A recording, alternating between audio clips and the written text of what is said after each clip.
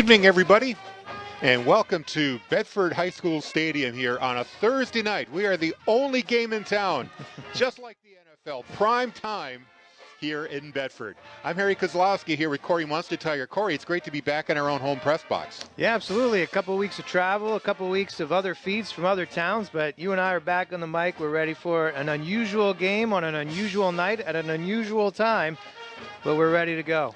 And if you're not familiar with why the game is on here at 6:30 on a Thursday, it's because of a lack of football officials. So not just restaurant servers, they're having trouble filling all kinds of positions, bus drivers and high school officials, you name it.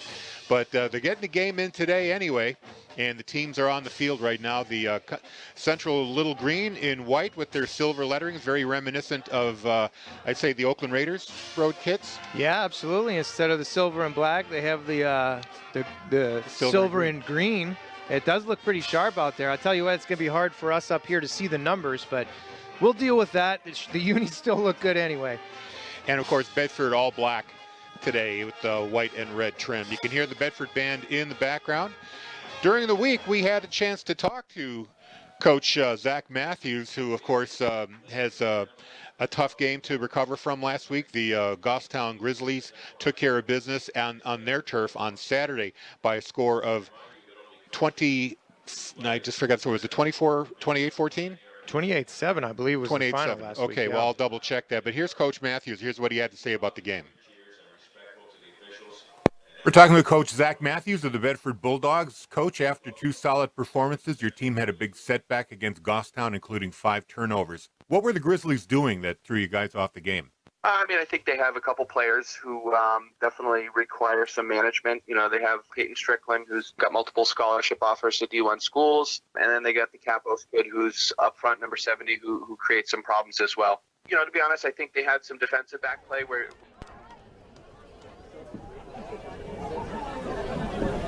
The officials for tonight's game, the referee is Paul Page, the umpire is Todd Pratt, the back judge is Greg Wilhelmi, the linesman is Richard Driscoll, and the line judge is Mike Rondon.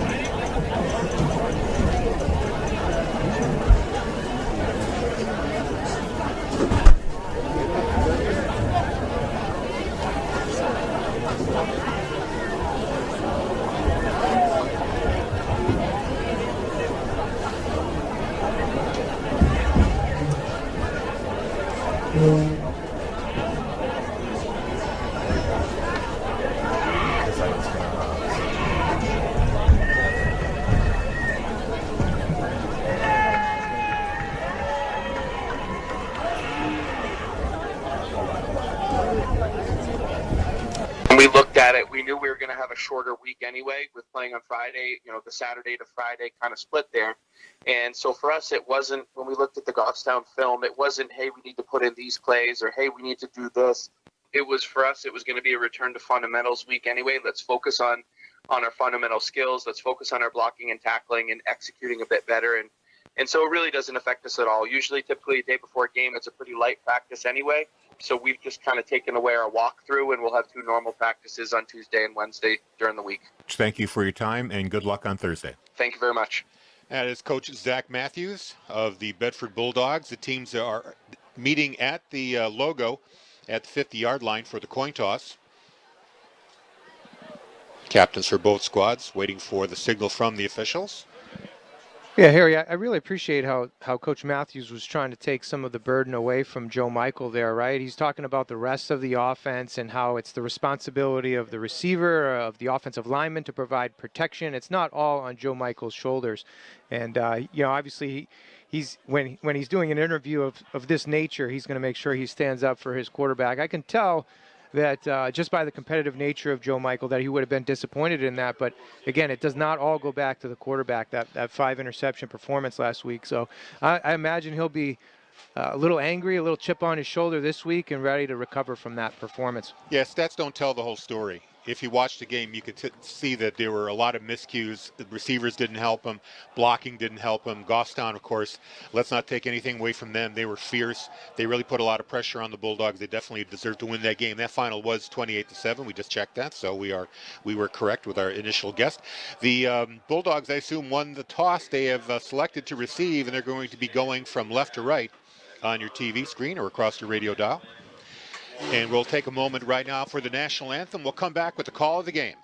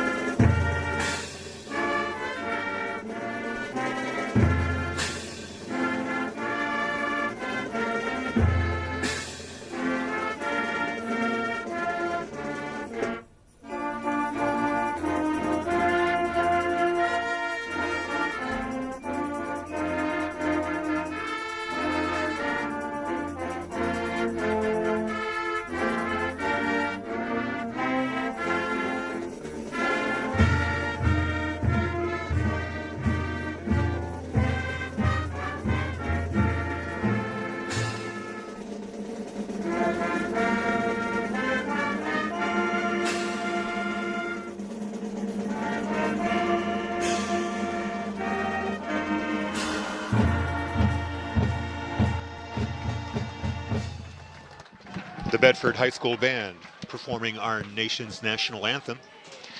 Getting ready for kickoff here at Bedford High Stadium. Like we mentioned, this is the only game in Division I or any division in the NHIAA. Only game in town. In fact, Channel 9 is here to cover the game, which is pretty nice. Get all the attention on the evening news tonight. And the teams are beginning to line up. Yeah, the band getting a little excited here before the kickoff here, trying to get the somewhat sparse crowd at this point, although the student section is filling in nicely. They have the drum majors up front. And Bailey Bates is getting ready to kick it off here for the Little Green. He's got his hand raised. And there's the kick. It's the squibber. And it's heading for the sidelines. Bedford decides to play it. Covered up by Russell Irwin there before it goes out of bounds, but almost looked like a fake onside squib there. They were trying to kick it 10 yards and pounce on it, but it was a pretty effective kick because it kind of froze the Bulldogs. They didn't know whether to play the ball or wait for it to roll out of bounds. And like you said, we finally dove on the ball just to be on the safe side. But the field position's not too bad. They're on their own 30-yard line. And they line up with 2 receivers to the left. Joe Michael is in the shotgun. And with him in the backfield is Logan Sphere. And the pitch is to Sphere. He runs to his left, Runs into a blocker, finds a seam, gets up to about the 38-yard line. Good 8-yard carry on first down. It should be 2nd and 2. Good patience there by Sphere. He strings it out there to the left, finds the hole right here, makes the cut, cuts back to his left right there and gets an extra 5 or 7 yards. So good patience by Sphere as he was getting out there to the edge. So it is 2nd down and 2 at the 38-yard line. We're just underway here, no score, 11:25 to go here in the first quarter. This time receivers are split, one to each side. Sphere still in the backfield. Michael in shotgun. There's motion by Bedford. And an up the middle handoff to Sphere. He finds a seam, gets the first down going into Central Territory. Stopped at the 49-yard line of the Little Green. That's just good blocking up front right there. That front line there is handling the front 7 for the Little Green and opening up some space for him to get through there. So a carry for first down, 2 carries by Sphere. And he's picked up 21 yards so far on 2 carries. Not a bad start and not a bad average. 1st and 10 from the Central 49-yard line. It's a T formation in the backfield, 2 in the backfield, and handoff again goes to Sphere, and he gets brought down behind the line of scrimmage. I think he might have lost a half a yard. Looked like L.J. Gerald getting into the backfield there. Shot the gap, got a hand on Sphere, and pulled him down. So they're going to call that a loss of 1. It'll be 2nd down and 11. The ball still over the midfield stripe, although officially called on the 50-yard line. Okay, they're all done playing Sunday. And the same setup here. We've got 1 receiver to the left and 2 in the backfield. And the handoff this time to Russell Irwin. Russell Irwin, He gets 32, stacked and up he in the gets stacked backfield. up. That was Russell Irwin on the carry. That's going to be another loss, about 2 yards there. Yeah, wow. Quite a difference to the second 2 plays versus the first 2 plays. First 2 plays, they were handling him up front. The D-line was ineffective, giving up 10-yard runs on each of those. And now the last 2, they've been stuffed right up front. So the Little Green has adjusted. And the last 2 plays have gone for losses. So a little bit of pressure here on the Bulldogs. It's 3rd and 12 on their own 49-yard line. 2 receivers set, 1 in the backfield. And Michael's going to drop back to pass. He looks, finds somebody over the middle. He gets Gone. a receiver, and it's going to be a touchdown. Tagliaferro. He split the zone coverage and went in 51 yards for the touchdown. Yeah, you can see that Tagliaferro just splits the safeties there, gets deep, and Joe Michael just hits him right on the run, right in stride. Didn't even have to break stride to pull that one in. No, that was a really sweet play by everybody involved. And just like that, it goes from 3rd and long to a Bedford touchdown. And now Michael is ready to kick the extra point with Andrew Grudzinskis holding the ball, waiting for the snap. High snap pulled down by Grudzinskis. Kick is up and is good. It was a good rush by the Little Green there. Made it a little bit more tenuous than you might think on an extra point, but it doesn't matter as the kick splits the uprights and Tagliaferro puts him up 7-0. And a 70-yard drive took 2 minutes and 52 seconds of clock time, and the Dogs are up. Rather efficient, I would say, except for the 2 plays that went for a loss of yardage. But again, they had the perfect play call there. Perhaps some scouting illustrated that they would bounce you into a cover 2. And Tagliaferro, like I said, just split those safeties and away he was. Hey, we want to congratulate the Lady Bulldogs volleyball team. They're currently 10-0. They are sitting at the top of the D1 standings, and they will host a very strong Portsmouth team tomorrow night at 6:15. No football. Go watch some volleyball. Your first place undefeated Bulldogs tomorrow night at 6:15 in Bedford Gym. Yeah, it'd be great to get a student section out for that game. Michael ready to kick off. A little bit of a pooch kick for him, too. Mishandled there momentarily by the Green. Brought up the sideline and a tackle right there. Devaris Ruiz, I'm sorry, wrong player. Russell Ledger made a nice Thank play you. on the tackle. Yeah, absolutely. And that was picked up by Tyler Caesar. Ledger Russell.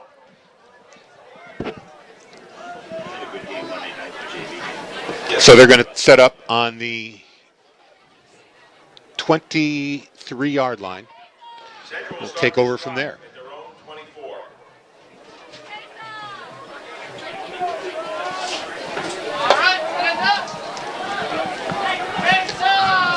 And the quarterback, Jaden Hahn, number 2, in the shotgun. He's got 4 receivers in this formation, but it's a handoff.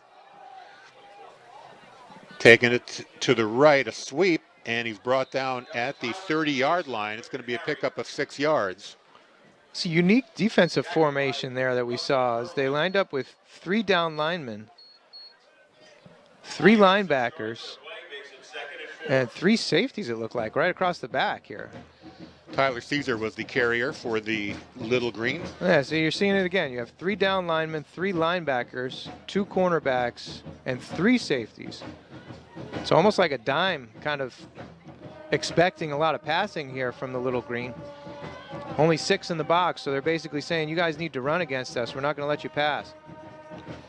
There's a snap and a handoff. This time they go to the left. And a great tackle by Spear, pulling down Kadeen Preston for a loss. It's going to drop about 5 yards on that play, and it's going to bring up 3rd and 8. Yeah, Spear's playing that right down lineman. So as he's defensive tackle there, he's doing a great job there by keeping contained. And strung that play out, made a sure-handed tackle out here to the boundary. Bedford up 7-0. It's now 3rd and 7 for the Little Green with 7:42 to play in the first quarter. Band playing rock and roll part 2. Gotta love that, Harry. It's a great atmosphere here at Bedford High Stadium. And now 4 receivers set, 1 in the backfield. Hahn waits for the snap in the shotgun. He drops back. And a throw out to the flat. And a tackle right there at the 32-yard line. Going to be short of the first down by about a yard or 2. Grudinskis came up, made a nice stop there. And looks like it's going to be close, but not quite that first down. Good call, Harry. Going to be about a yard and a half. We'll call it 2 yards, 4th and 2. We'll see if the Little Green go for it here. Looks like they are. And that was that spread formation. So they had, 4 wide receivers. Slipped the back out of the backfield, tried to get him in the flat on the wide side of the field, and Grudinskis came up and made a nice play. Big play early in this game, 4th and 2. Another spread formation, 3 receivers are to the left. Yeah, and they stacked the line of scrimmage. They have 7 in the box now, so 4 down linemen and the 3 linebackers. And It's they're a going to pass. pass it. On Yep. throws it. Looks like he got the first down. Yep. That's good timing play right there. Owen Kelly with the reception at the 38. Correction, 34-yard line. That was just enough to get the first.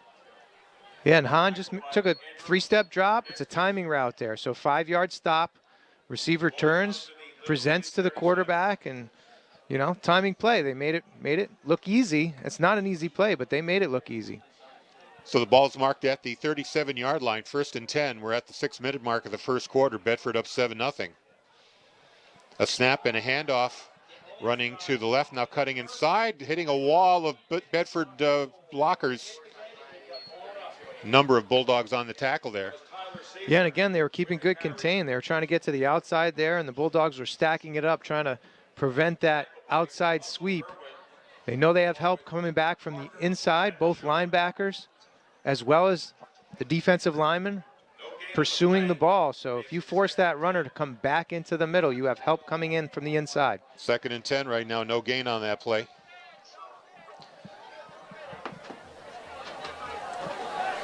Two receivers set. Tight end in the formation as well for Central. But it's a fake handoff, play action. Oh. And Hahn goes for all the marbles here. Instead, he throws an interception. Joel Poltrinari settled in under it. It almost could fair catch it. We'll see the replay here. He had 2 wide receivers on the left-hand side running effectively what's called a smash route. So 1 receiver stays short. They try to get the up over the top, but honestly, that was well covered. So the result was there and waiting for that ball. So the net result is that of a punt. Bedford takes over again on their 30-yard line. And notice, too, on that play, the tight end was just kind of lollygagging, like he wasn't involved in the play. You would think he would at least would have split off to be a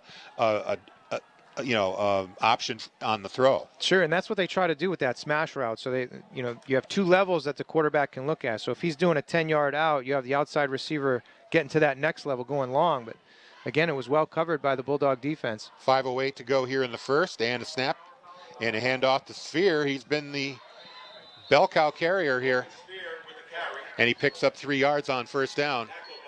Yeah, off left, power play, right? They're just trying to muscle their way through it. Sphere's going to pick his hole and try to get what he can out of it. In this case, only 2 yards.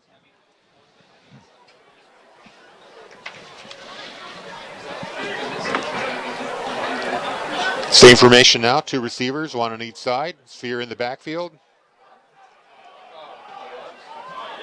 And now motion, waiting for the snap, and it looks like a false start here by Bedford. False start, so it's going to be a 5-yard penalty. So you see Henrishon, he usually motions from one side to the other. And frequently he's going to be that lead blocker through the hole, looking for the linebacker coming. That was not on him. That was on one of the tackles, I believe. That's going to move him back 5 to the 27-yard line. It'll be 2nd down and 13 here for the Bulldogs. They lead 7-0. Thanks to a 51-yard throw from Michael to Taliaferro. Dropping dimes early. And there's toss a sweep. pitch to Sphere, going to his left, breaks one tackle, gets all the way up to the 43-yard line, and he picks up a first down. That was a nice little stiff arm, right? He got his legs out of the way of the tackling defender. They had him wrapped, but made one move, got to the outside, up that sideline for a very nice gain. Although that's coming back because there is a hanky on the floor.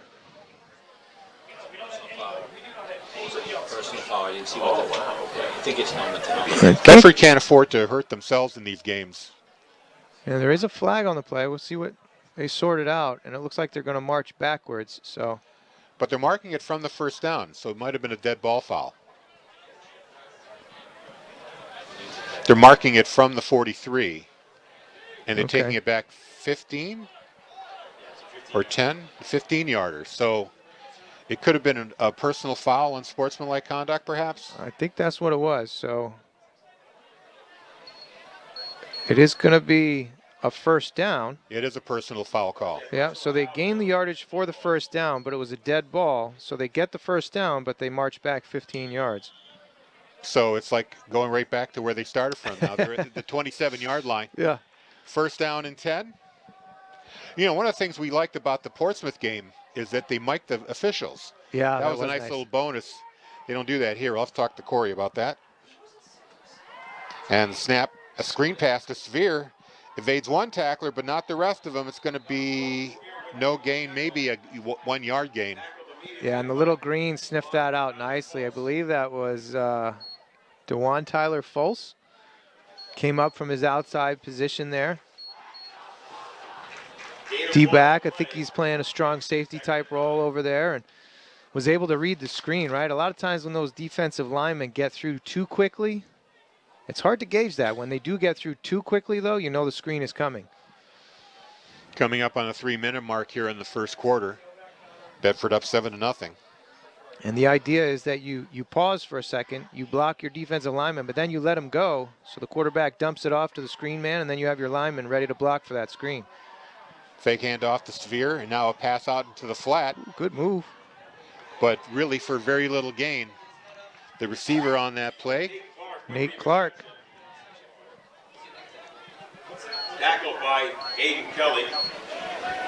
Kelly with the tackle there for Central, and just like that, Bedford is in 3rd and long again. Yeah, they haven't really been able to stay on schedule, getting 3 to 4 yards of play, making a 3rd down somewhat reasonable on a 3rd and 3, 3rd and 2 kind of situation. As you mentioned, they've been behind the sticks early in this game throughout the first quarter. And the Central defense has been stout on the run. They've made a lot of big stopping plays here. Except for those first 2 runs of the game, but other than that, they've been sharp. And Rashawn motions in. Goes to the flat. Joe Michael looks deeper. 2 sharp moves. Oop, that's going to be a flag, yep. So Michael does it himself and gets an extra 15 tacked on. Yeah, that's a tough call, too. Aiden Kelly makes the tackle, and he's following through. Unfortunately, makes the tackle about 3 or 4 yards out of bounds. So that's going to be 15 yards on the end of the run. Yeah, it looks like he just kind of rode him out. Yeah. He made the initial hit if he had just let go at that point, but he just kept pile driving through the tackle, and I think that's what drew the flag. Yeah, and that's tough to do. As you're an athlete, you're in a competitive situation right there. That's tough to let up on, and you know he's following through. Of course, if you go lightly and then he runs around you, you're in trouble too. So you can't win sometimes. So scrambling play by Joe Michael. Couldn't find any of his receivers downfield, but he gets the first down with his legs. And Bedford converts another 3rd and long. With the penalty, they go all the way up to the central 43-yard line, where it'll be 1st and 10. 1:52 to go. Bedford up 7-0. You see Joe Michael's athleticism on display as he improvised there. 2 backs in the backfield and a handoff to Sphere. He gets away from one tackle, gets away from another. Turned what looked like was going to be a loss into a short gain. Yeah, Harry, great block by Russell Irwin right here. You see him take on this outside backer. He's pushing him back up the field, and Sphere cuts inside of that.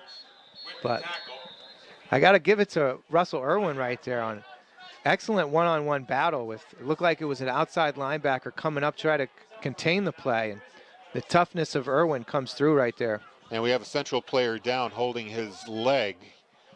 Not sure if it's a cramp or a joint injury, but they're working on him right now. It's 1:29 to go here in the first quarter. Bedford up 7-0, and they are on the 39-yard line with 2nd down and 6. Before your read right there, I have to really give kudos to our BCTV crew. We really appreciate this replay right here. George Cox, excellent job. Bill Jennings back in the studio running these replays back for us. I think Colleen Richardson's there too. Of course, Colleen Richardson's. We love the crew. We love the ability to see these plays a little bit after the original play and give some more details about it. So thanks to the crew. Boys soccer is back in action tomorrow night versus Keene. The JV game is at 5 and the varsity is at 7. They could really use your support, so come on out and support your boys soccer. Yeah, they've had a rough go of it, the boys soccer team. I think they're still winless on the season. Very unusual for a Stuart Pepper coach team. Sure is, sure is. So you get a rowdy student section there. Hopefully we can provide some home cooking for the boys soccer team to get their first win of the season. And we're ready to resume play here with 1:29 to go here in the first. 2nd down and 6. Sphere is the lone back. Or is it Andrew Gudinskas back there? It's probably Russell Irwin, 32. Yeah. And Irwin gets the ball, drives, gets away from a tackle, but then brought down by a gang of Little Green. Ooh. Picks up about a yard or 2. They say there's a fumble on the play. They're claiming a fumble, but he might have been down. With the carry. The Let's see what the officials official call is. are unclear. The Little Green are convinced they got the ball. Nope, they're going to say Bedford, that Irwin was down on the play. I don't think so. That is a turnover there. That's a fumble. That is a fumble, so it's a turnover there, and the Little Green come up with a nice stop there. And the fumble's recovered on the Little Green 38-yard line, so they're going to take control there. It's tough to see from this replay here. It's a bit of a scramble there late in the play. Irwin goes in, gets contact from a few different players, but that ball ended up on the carpet, and the Little Green pounced on it. Ball security has been an issue for the Bulldogs all season. And now they are -1 in the turnover department in this game, giving Central new life. They take over on their own 38-yard line, 1st and 10, with 1:14 to play, trailing 7-0. And they'll take a timeout as they were a little confused coming to the line. And that's 2 already. Timeout goal. Burning through them all. So tough play there, right? So Irwin looked like he had first down yardage, or at least close to it, and puts the ball on the ground as Bedford was trying to gain some momentum there, getting in position for a second score.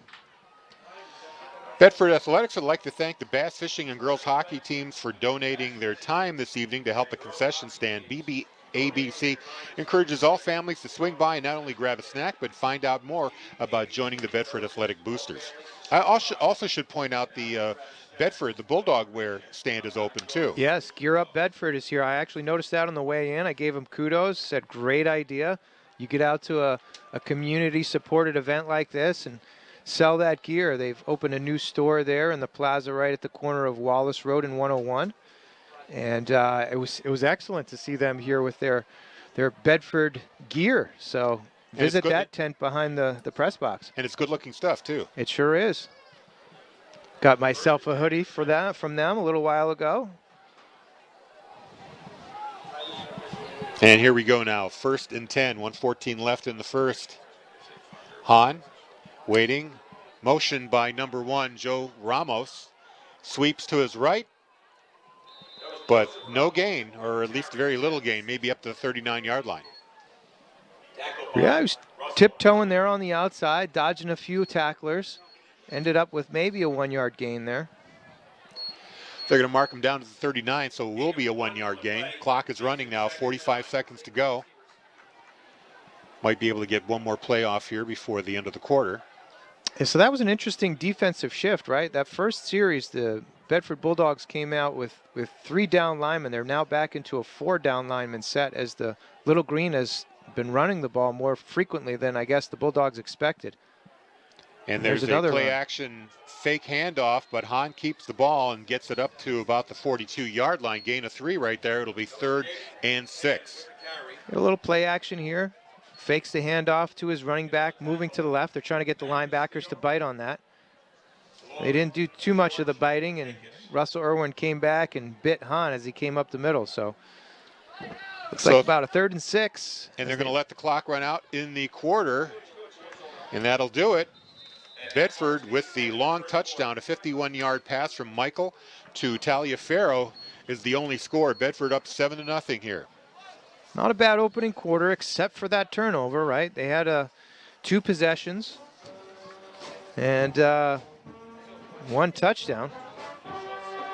And now the Little Green has their 2nd possession, so not a lot of, changing of possession throughout the first quarter, only honestly 4 possessions. The Bedford Bulldogs Athletic Booster Club would also like to thank their generous sponsors. They include the Spectra Marketing Group, Gear Up Bedford, Andrade Management, Wicked Good Butcha, New Hampshire Orthopedic Center, Butcha. Thank you. You have to adjust that. You're in New England Network, now. yes. This Buffalo BEI guy Network, said. London Family Orthodontics, Liberty Hill Construction, Realty One Group, Next Level, and River Road Properties. On behalf of the 438 fall student athletes, thank you for your support of Bedford Bulldog Athletics. This Buffalo guy's trying to take on a New England accent over here. I don't want to. Sometimes it comes off kind of forced. Like you really don't want to hear somebody from Western New York trying to do a Boston accent. That's fair. That's fair. I appreciate your respect for the Boston accent. I think it's Jay cultural Correa, appropriation. The owner there, Jay Correa, might be a little bit disappointed in your pronunciation, but we'll let you roll with it. Wicked Good Butcher. Well, I'll let you read it next time. Okay, all right. That sounds good. Here we go, starting the second quarter. There's a snap. Hahn drops back, throws it over the middle, and it gets deflected. Falls to the ground, incomplete.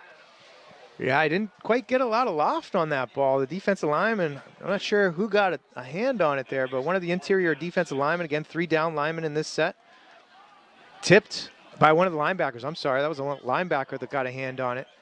And as soon as a linebacker gets a hand on it, pass interference is out the window. So you can make contact all you want with those receivers. And, of course, those D-backs are going to be diving for the ball. And that brings up 4th down, and Little Green will punt this away. So the turnover by Irwin of no real harm here. Bedford will get the ball right back. Ooh, it's going to be blocked, and it goes out of bounds. Wow, great play. Finn O'Neill gets in from the outside, takes that punt right in the stomach, blocks the kick, and now the Bulldogs are set up in excellent position. It took quite a long time to get that punt away. Yeah, honestly, the snap kind of fluttered back there, so that's not the punter's fault there. That That ball was just kind of lofted back to the punter. And honestly, something that is rarely appreciated that Finn O'Neill did excellently well here was he ran to the point where the ball is going to be kicked. Not right at the punter, but where it was going to be kicked. So that's how he came up with that block. And got his hands up and just made himself as large as possible. huge play on special teams. Well done. So Bedford takes over in Central Territory at the 32-yard line, 1st and 10. There's the snap. Fake the handoff, pass over the middle. It's going to be, oh! What a perfect setup. Drop ball by number 44, Cal McAuliffe. Yeah, a little play action. You'll see Cal McAuliffe splits the safeties again, right? Hesitates, goes to the outside, then cuts right up the middle. He had a touchdown in his hands and just alligator armed it. Yeah, that was 7 right there. He might have been thinking about running with it a little too early. Yeah, that's tough. That's tough. He had him right there in stride. Excellent ball by Joe Michael and just dropped it. It happens. High school football, it happens. 2nd down and 10, 32-yard line. Bedford will try again. Waiting for the snap. And a handoff. Good cut back inside by Poltroneri. Gets it up to the 29-yard line. Tagliaferro. Yeah, I like that play call last on 1st down too, right? They get a quick change situation. It wasn't a turnover, but the punt block sets you up in excellent field position. So a lot of times offensive coordinators like to take a shot at the end zone right away. The defense is scrambling, right? They're in a situation they weren't necessarily expecting. So love the play call. Just unfortunate drop. Not a big gain on that play on 2nd down, just about 1 yard. So it's going to be 3rd and 8 at the 30-yard line, or at the 11-minute mark of the first half. We've got Tagliaferro here to the near side. Hendershon with motion. Michael drops back. He's got time. Finds the receiver. A little too high there for McAuliffe. Goes off his hands, and it's going to be 4th down. That was a tough catch, though. It sure was. It was a little high. You know, McAuliffe's a tall kid. He looked like he mistimed his jump. So McAuliffe's a 6'4" tight end. Pretty big fellow there. Looks like he did just mistimed his jump a little bit early there, off his hands. As a receiver, I used to say if I could touch it, I could catch it. So I don't put that on the quarterback. It was a little bit off, but that one, again, Cal McAuliffe could have made a play there. Unfortunately, McAuliffe got the ball to the ground because there was a defender right behind him. If the ball had bounced up, it could have been a pick right there. Sure, and now you're at 4th and 8. This is a 4-down territory. I know it's kind of a strange down and distance to go for on 4th and 8, but too far for a field goal. You're not going to punt, so you're going to go for this. Yeah, the tight formation is definitely a run play. It's a RPO. And they get it out to Grodinskis, who goes in for a touchdown. There you go, 30-yarder again. Great play call. They were in a bunch formation. Looked like they were going to hand it off. But Grodinskis broke off, got hit about 15 yards downfield, and managed to get all the way to the end zone for a 30-yard touchdown. The 2nd throw for Michael. Yeah, so you heard me say RPO. That's a run-pass option. And Joe Michael has the choice of giving it to his running back. In this case, it would have been a strange choice as it was 4th and 8. So he's really trying to play that play action and sees Grodinskis on that slant inside. Hits him right in stride again. So excellent ball. And this time the extra point was hit, but it manages to line drive its way through. So with 10:40 to go in the first half, Bedford is up 14-0. Yeah, a little bit of an odd kick there, low, just over the line right there. Still went through the uprights, so it still counts as a point. 14-0. While we've got a moment, let's send our congratulations to the varsity field hockey team. They're now 11-1 on the season. They just won over Nashua South on Wednesday. They will be back in action on Monday against Memorial here at Bedford High Stadium. And again, we'll read it. Harry wanted me to read this one for you this time during this break. The Bulldogs Athletic Booster Club would like to thank the generous sponsors, including Spectrum Marketing, Gear Up Bedford, who we talked about earlier, Andrade Management Group, Wicked Good Butcher, New Hampshire Orthopedic Center, BEI Network, London Family Orthodontics, Liberty Hill Construction, Realty One Group, Next Level, and River Road Pediatrics as we get the kickoff. Joe Michael puts it out of bounds. is another one of those Bedford pooch kicks, the ones that are designed, it's not quite a onside, but it's designed for a Bedford player to catch up to it. This time, though, it went out of bounds before anybody can get to it, so it's going to be a illegal procedure call. The ball will be marked where it went out, I think at the 36. Normally it would be a 35-yard line start, but they're going to put him at the 36, which is where the ball went out of bounds. It looks like they give a 5-yard penalty there too, right? So if it's inside the 35, they bring it all the way out, but if it goes out outside of the 35, they give a 5-yard penalty. So the Little Green will start on their own 41. You are correct. It went out at the 36. They're going to be on the 41. Good call there, Corey. So 14-0.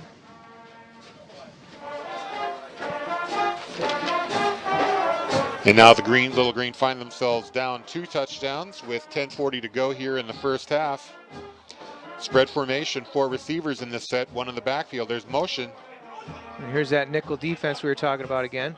Ooh, Hahn looked deep, pulls it down. And instead he's going to run out of bounds and take a loss, a bit of a loss. They're going to mark him at the 40-yard line. Yeah, it looks like a 1-yard loss. Yeah, so a funny statistical question here for you, Harry. Logan Sphere is chasing him out of bounds. He takes a 1-yard loss. Sphere technically gets credit for a sack there. I believe he does. That's kind of the weakest sack you would get credit for, right? No, because Sphere forced him out of bounds. Yeah, fair enough. If it wasn't for him, he would have kept running forward. I mean, that's kind of like when Favre just basically laid down so Strahan could get the sack record, right? That was kind of a weird one. 2nd down and 11 at the 40. On back to pass again. He's got some time. Now he's got to move. Ooh. Still time. Throws it across field, intended for DeJuan Tyler Fultz, but missed him, went over his head, and it's going to be incomplete, 3rd down and 11. I got to give credit to Johnny Pellerin there, offensive lineman for the Little Green. Came back, stayed with the block, and actually popped Kevin Sheridan pretty strong there as he was protecting his quarterback, gave him a little extra time. Yeah, he did. Pancake block there, I used to call him. So now 10:22, clock is stopped on the incomplete pass. It's 3rd and 11. Little Green on their own 40. Back to the spread formation. This time 5 receivers are out there. Yep, nickel look by the Bedford defense. Hahn drops back, throws Good for ball. the far sideline, and overthrows his receiver. Ooh, that's a tough shot right there, too. Trying to get the number. I think it was Joe Ramos. Number 1. Kind of hard to see those silver numbers on the white. It sure is. I mean, it's a sharp look, but it's the play-by-play caller's nightmare. And he was on that far sideline, too. He had his hands all the way above his head, and he took a shot from the defensive back. Exposed his ribs there. So another punt here. Last one was blocked by the Bulldogs. Let's see how this snap goes. This time it bounces in front of him, but it gets to him. Oh, he's and he gonna decides run. to take off. Heading down the sideline. Does he make the 1st down marker? I believe he did. Ooh, it's going to be close. He's standing right on the other side of the 50. We'll see where he puts the ball down. Was But the punter Braden Courier? not quite number sure 80? I had the number. But you see him running around that end. That's a special teams breakdown the other way this time. We'll see where the spot Looks is. like they got him at the 50. If that's the case, then they stopped him. They're going to measure. Very close play here. But, right, instead of trying to kick the ball, it was a bouncing snap. And the backfield was already full by the time he was in a position to punt. So he decided to pull it up. Yeah, but again, the Bulldogs need to, and I'm sure it's part of the design. They just missed a couple of assignments there. They need to be spying that punter to make sure he punts it. If he doesn't punt it, you have responsibility for the tackle. And you know, it really looks like he got to the 49-yard line. That's tough to see. And they did not. They're going to mark him short. Yeah, so it's turnover on downs. So tough spot there for the Little Green. Excellent individual effort by the Little Green punter, though, getting out there. And again, I didn't catch his number, but. Was it Fort? I know he was 80. He was at 80 something. Okay. I thought he was Braden Courier. I thought our stadium announcer said it was Reagan Ford, 88. Okay. Again, he gets all the way to the marker, but just not quite enough. So the Bulldogs take over. They're right at midfield. That's 50-yard line. 1st and 10. Michael back the pass, throws out to the flat. Good Gets move. it to Grudinskis, gets away from one man. He's got blockers. the first down. He's got one blocker. He might be able to go all the way. And he does. Going down the sideline, touchdown. Grudinskis, 50-yard pass from Joe Michael. That was all Andrew there. It was Turned on the Jets. Little screen play, only within 2 yards of the line of scrimmage. Made an excellent move. Little juke step back to the inside, right there at the line of scrimmage, and broke him free. Had some blockers out in front of him, too. So Henry Shawn was out there. I didn't quite catch the other number, but individual effort play right there by Grudinskis. So the extra point coming up now by Michael. The snap. Grudinskis puts it down. That looked better. Perfect kick. And just like that, 21-0 with 9:53 to go here in the first. So Joe Michael having himself a day. Touchdown throws of 51 yards, 30 yards, and 50 yards. Yeah, 2 of those to Grudinskis for a total of 80 yards and touchdown receptions, 50 and 30. So we should have the official stats from Drew Osmer at the half. We'll get those to you as soon as we get them. Thank Drew very much for his efforts.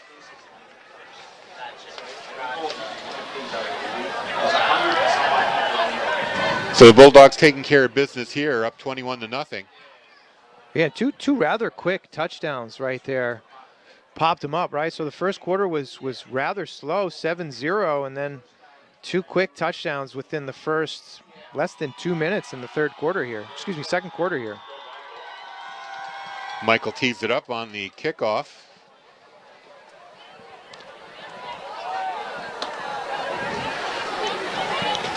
And this one's driven down. Received by number 24. Runs into his own man. Changes direction, gets up to the 25-yard line, and number 24 is Tyler Caesar for the Little Green, and they're going to take over there on their own 25.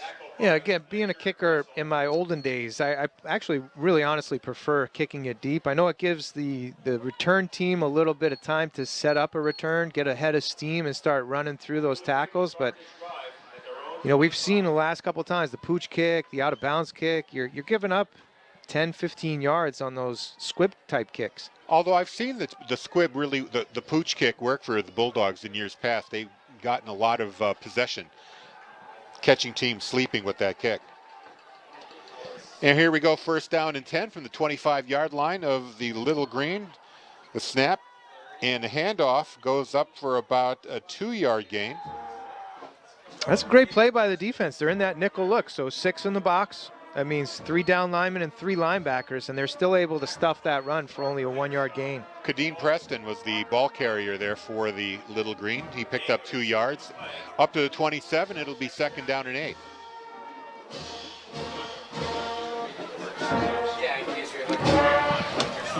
Talking about the crowd, we've got a great crowd here. Good student turnout. Yeah, they've definitely filled in. The band is playing with plenty of gusto. Can't wait to hear them at halftime.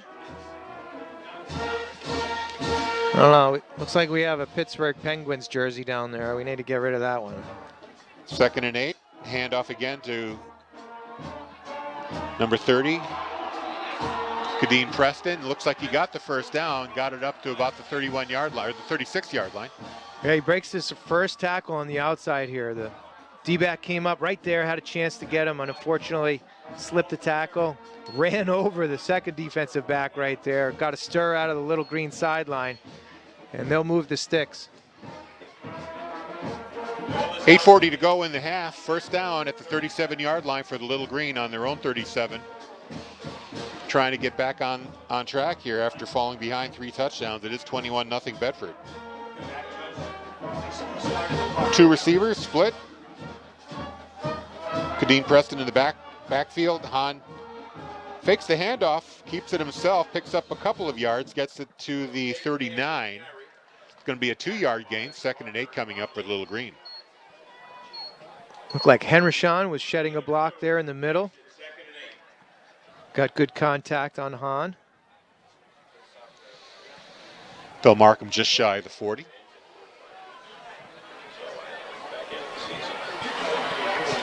So 2nd and 8 here. Looks like they're going to be in a 3 wide receivers set. Flex to tight end. Preston in the backfield there with Hahn. In the shotgun, Hahn fakes the handoff, throws a quick one. Oh, nice Gets pass. over midfield, tackled at the Bedford 47-yard line. Joe Ramos with the catch. Nice play, big gain. Quick slant by Ramos. You'll see him at the top of the screen, take a couple upfield, plants the outside, comes back into the middle on a slant play. Nice gain of, what, about 13, 14 yards? Yes, that's about it, maybe 14 we'll call that. So 1st and 10 on the Bedford 47. This might be the first trip into Bedford territory for Central. Coming up on the 7-minute mark.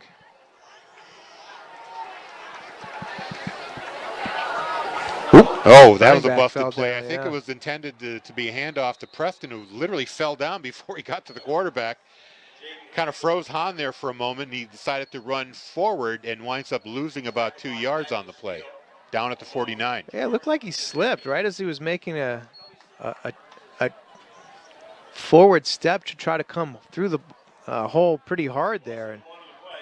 And yeah, just slipped right at the wrong time. Just blew a tire. And I think time got very slow for Jaden Hahn at that split second. Yeah, it's a tough spot for a quarterback. What do you do now? Made the best of it, lost 2 on a run. So 2nd down and 12 here, a little movement there by Bedford, but they stay on sides. Well, might be a play call change at the line of scrimmage here. Hahn waits for the handoff or the snap, but he gives it to Preston. Preston gets back those 2 yards. It's going to be 3rd and 10. Hockey guy says face off. Sorry. You're killing me. That's all right. Well, so preseason hockey is underway. It's true. So it's true. It is hockey season. I guess I got hockey on my mind. Fair enough. They go right up the middle there and don't find any yardage. Hey, speaking of hockey, Bedford hockey boosters will be holding their spaghetti dinner this year. They didn't have it last year for obvious reasons, but it'll be back this year. So everybody get out there and eat some spaghetti and raise money for the hockey team. Bring your appetite. We'll have details for you soon. 3rd and 11. At the 48 of Bedford. Hahn drops back. Now he rolls to his left. He's being chased by Sphere. Tries to get away, but instead picks up about 5 yards on the play. It's going to be 4th down, but more manageable, about a 4th and 5. Yeah, kudos to these down linemen. So you have number 77, Magnus Steele. You have Sphere and Henryshawn. They're putting pressure on Hahn, despite only having 3 down linemen in that rush. They're dropping 5 defensive backs, 3 linemen. And they're playing those zones to put pressure on the receivers, and yet they're still getting pressure up the middle. It looked like 1 linebacker came too, so Russell Irwin on a blitz there. But Jake Boza really blew through the line there too. Yeah, good for them, putting pressure on with just 3 down linemen. So it's 4th down here, 4th and 10. I guess he went out of bounds at the 47. So 4th and 10 here for Central. Ooh, it came on the blitz. The pocket collapses, but Hahn gets away. Picks up the 1st down at the 35-yard line. Missed tackle or 2 on the way there. Got just enough. Hahn, he's an athlete. Steps right up into the pocket, breaks a couple of tackles, runs through another 2 tacklers right there at the 42-yard line. Thanks for slowing that down, Bill, and got an extra 5 yards. Yeah, the act of falling forward got him the 1st down. He just got it to the 35-yard line, which is just enough. And Hahn had to really fight his way through the crowd, kind of like the subway at rush hour, trying to get through people, but he managed to do it. Sure. The pocket broke down there, so he did a nice job of scrambling to get out of that and then broke through 2 linebacker tackles right there at the 40. So they're at the 35-yard line. Fresh life here for the Little Green, who trail 21-0.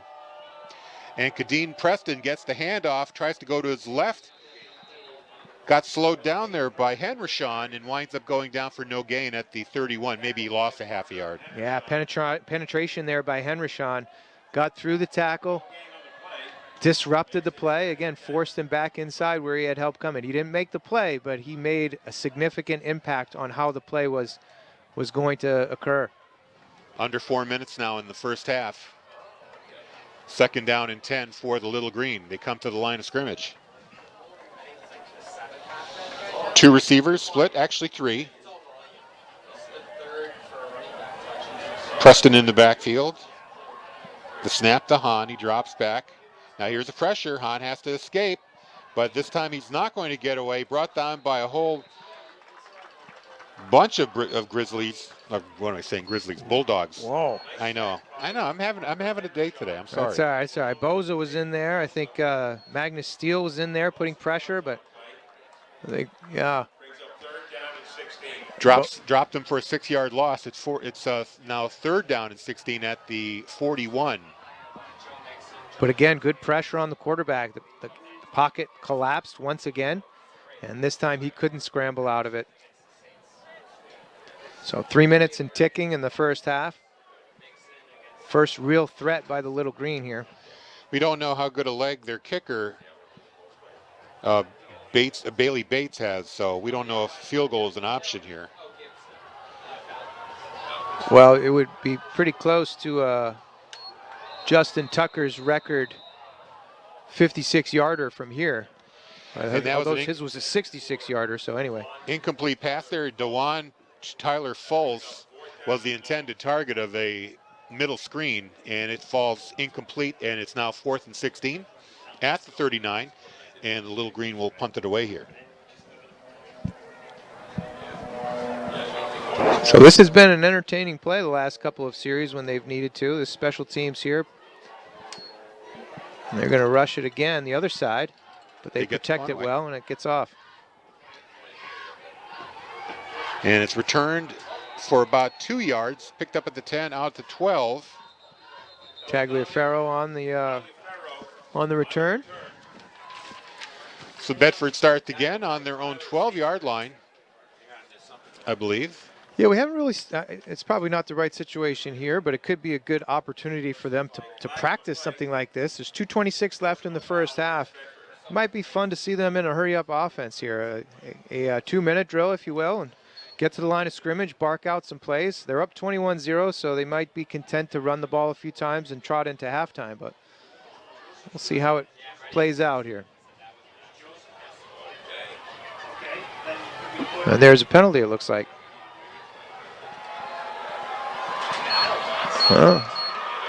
Personal foul, hit to the head, so half the distance to the goal. They're going to start on their own 12.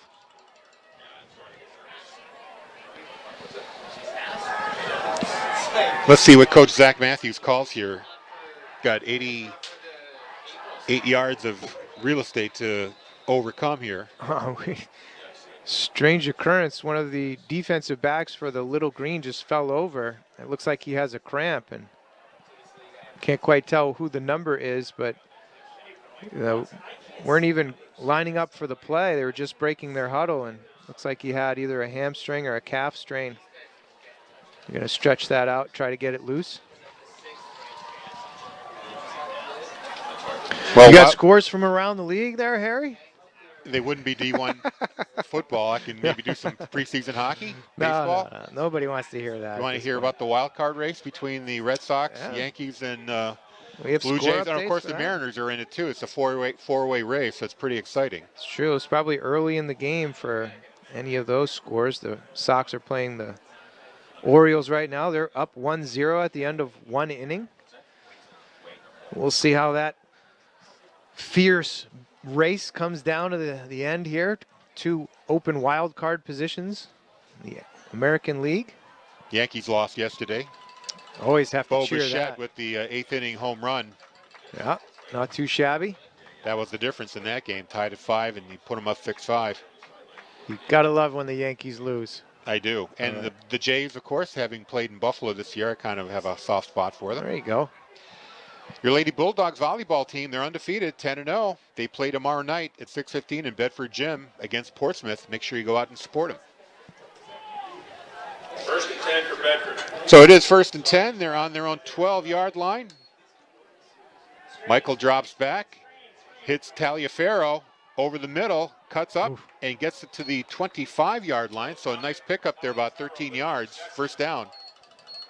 Good tackle there by Ramos. Came in low. That play good for a first down. Wrapped up the ankles to prevent a bigger gain there, but it was a first down. From the Bulldog 25. So 2:14, the clock is running. Another pass play. Michael rolls out to his right, looking, tries to hit. McAuliffe there is a little behind him. That falls incomplete. He was open, though. Again, that's one that McAuliffe probably could have had. It was a little bit behind him, so it's tough to adjust to that. But, again, he probably could have had that one. So the clock stops, 2:05 left here in the first half. 2nd and 10. The band along the far sideline is starting to warm up for their halftime show. And you'll see that on BCTV 23 and 1072. So 2nd down and 10. 2:05 left in the half. Snap. Michael's got some pressure, but at the screen, hits Saphir over the middle. Saphir running, gets it to the 34-yard line. Pickup of 9. It's going to be just short of a first down. It'll be 3rd down and 9. Watch third how down and 1. quickly these defensive linemen get through here, right? So, again, there's a flag on the play. We'll sort that out. But, again, the defensive line gets through quickly and don't realize that it's a screen. Their first instinct has to be, wow, I got through a little too easily. Here it comes right here. I got through a little too easily. Something's going on. So they have to turn tail and flee. I think there's a holding call, so that ball is going to come back. But it was a nice play design by the Bulldogs. Got some positive yardage, and unfortunately it's going to come back on that holding call. So it'll be a 2nd and 12. And the clock is running. Bedford still has 3 of their timeouts. They have not opted to use any of them just yet. Taking their time in the huddle, too.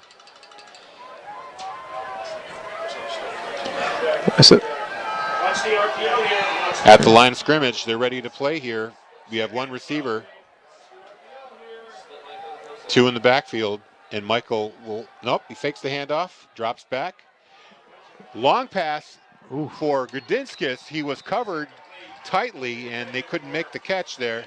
Number 19 for Central, Micah Huffman, was covering on the play. Good coverage by him. So I like the play call, too. Grodinskis scored a touchdown earlier in the half on this post pattern. So now he tries a double move. He goes to the post, then cuts back to the outside as a post corner. The ball's on the outside, just a little bit beyond his reach, but I do like the play call there, being a little bit aggressive. A minute left here in the first half, see if they can get some more points. 3rd and 12 here. Yeah, now I imagine they're going to bury it in the middle of the line and run it right up the middle, keep the clock rolling, and punt the ball away. Scoreboard indicates 2 timeouts for Central. I thought they had burned 2 in quick succession, but either way, they do have the ability to stop the clock here if they can make a stop here on 3rd down.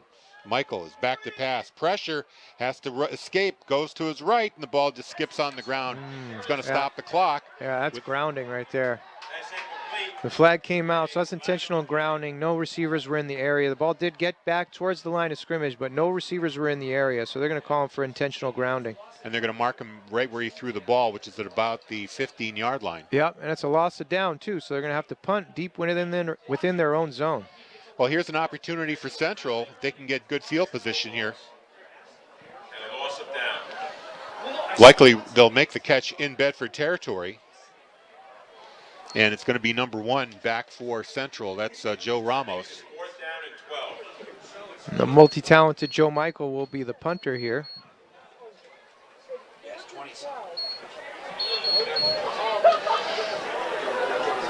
So they set up for the punt. Michael's going to be halfway into his end zone here. Make sure that snap gets to him. Does. And there's a kick. Wow, a good good one. punt. Nice and high. It's going to drop at the 47-yard line of Bedford. Fair catch called by Ramos. That's where Central will take over at the 47-yard line. I'm a little surprised that they called a fair catch right there. He could have picked up at least a few yards. I agree. Probably just wanted to make a sure-handed catch, knowing he was going to have good field position either way. They still have 1 minute and 4 seconds left, and plenty of time to operate from inside Bedford territory. So I don't fault him on the fair catch. And honestly, it was a good punt by Joe Michael back there, getting the ball out. Good snap, too. Went right to his hands. Sure was. We'll start this drive at the Bedford 47. So here we go. The Little Green have 1:04 to work with. Try to get on the scoreboard before the half. They will receive the kick at the start of the second. So let's see if Central can double dip on the scoreboard here. Empty backfield, 5 receivers in the formation. Hahn with the snap. That was a little low, but he gets it. Finds the receiver. Ooh. No, instead it's broken up. Nearly intercepted. Finn O'Neill over there with coverage again. Pretty close to a pick there. Got his hands up. Was ready to bat it away. Ethan Holmes was the intended receiver for Central. It'll be 2nd down and 10 with 59.5 to go. Clock stops, of course, on the incomplete pass, so really only 5 seconds ticked off. Back to the line of scrimmage. They still have at least 1 timeout to call here. Empty backfield again, putting everybody out to catch the ball. Hahn. More pressure on the quarterback. Yeah, he's got to run here. Rolls to his right. Finds a receiver on the sideline. Is it a catch? Can't tell. It sure is. Receiver says it is. The official indicating it's a good catch at the 34-yard line. So 1st down there for the Little Green at the 34-yard line. Liam Murphy there worked back to his quarterback, number 83, and was able to scoop that up before it hit the carpet. So about a, 13, 14-yard gain. Clock is running again, 45 seconds to go. Central not really rushing to the line of scrimmage. Same setup, 5 receivers set. Hahn this time rolling to his left. Waits, goes for the end zone here. He's got him in, and it goes up for the catch. Oh, wow. And it's great complete. Catch. Touchdown, Central. Great catch. The coverage was there. I think he just misplayed it. I believe that was Connor Frawley with the catch, number 33. Uh-oh. Looks like it's coming back.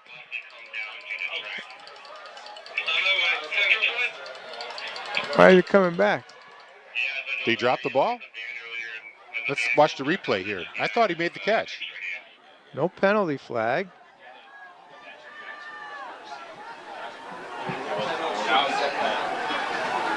Oh, yeah, okay, they called it incomplete. Yeah, wow. Jeez, yeah. I really thought he came down with the ball. Tough to tell from this angle.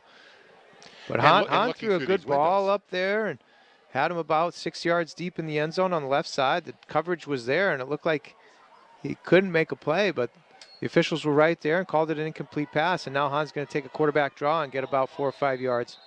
Get up the middle. They can call timeout. They do. Stop the clock with 20.5 seconds to go. So it'll be a 3rd down and 6 on this play. 20 seconds left here.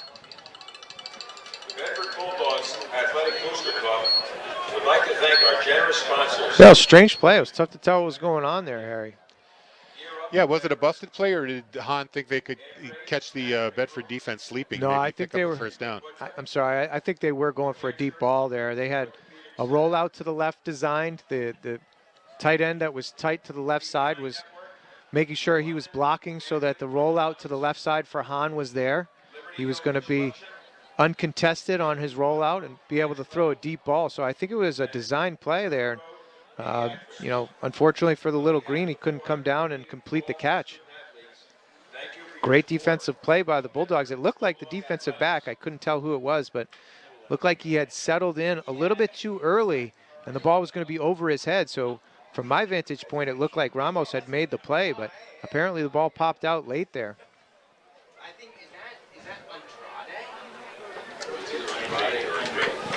So back to the line of scrimmage now. 3rd and 6 for Central with 20.5 to go on the scoreboard in the first half here. They trail 21-0, trying to get some points on the board before the half. Same set, 5 receivers. 3 to the left. Hahn drops back, looks, waits, has good protection, now throws over the middle. And picked off. And it's picked off at the goal line. Taliaferro takes it away from Ramos. Yeah. Excellent defensive play. Hands for the ball, great coverage underneath the receiver, gets his hand in the middle and pulls it down. It's a tough spot to make an interception. He's on his own 1-yard line, but, you know, the ball gets turned over. You're going to have to try to bury it up in the line and not take a safety here. So 11 seconds to go here in the first half, and Bedford can just run out the clock and go to the locker room with a 3-touchdown lead. Yeah, and again, it's on your own 1-yard line. You can't take a knee right here. You have to get it up through the line of scrimmage, get 1 or 2 yards. And it's at the half-yard line, so they really got to get some yardage here. Yeah. But they are in a shotgun. You would think he'd be under center. Michael, low snap, hands it off to Sphere, who has no trouble getting it out of the end zone, gets it up to the 10-yard line, in fact. Picks up about 9 yards on the carry, and that's going to do it for the first half. A successful one for the Bulldogs. A few missteps, but overall, they've got a 3-touchdown lead. Touchdown passes to 51 yards, 30 yards, and 50 yards by Joe Michael. The first one going to Taliaferro, the last two to Grudinskis, and the Bulldogs lead 21-0. Not a bad half of football. Good bounce back here. Again, the Bulldogs saw themselves in a similar kind of deficit last week, and now they are up 21-0, and they'll be pleased going into half. We're going to take things back on the radio station for a few minutes, play some tunes. Meanwhile, on BCTV, you'll get to enjoy and listen to the Bedford High School Band. 21-0 at the half. We'll be back in about 15 minutes. You've been watching and listening to Bedford football on BCTV and Bedford 105.1.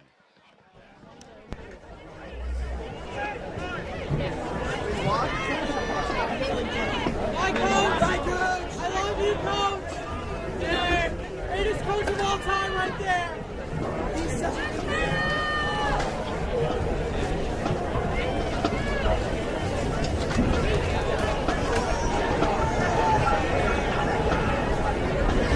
You need your mic up? You need your mic up, or are you going to go? No, I haven't even tried. Something just happened. Very strange here. What happened? Wow, center crash. We're on the air.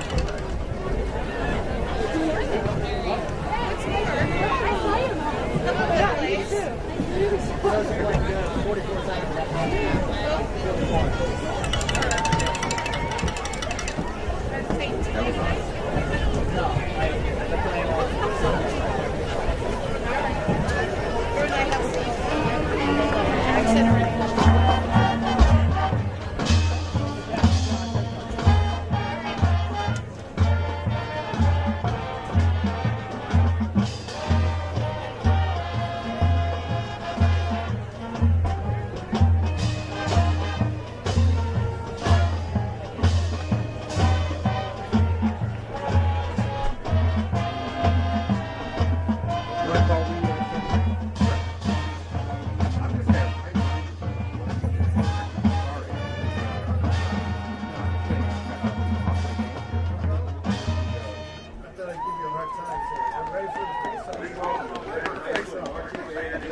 Go ahead. Oh, did you get the New York City?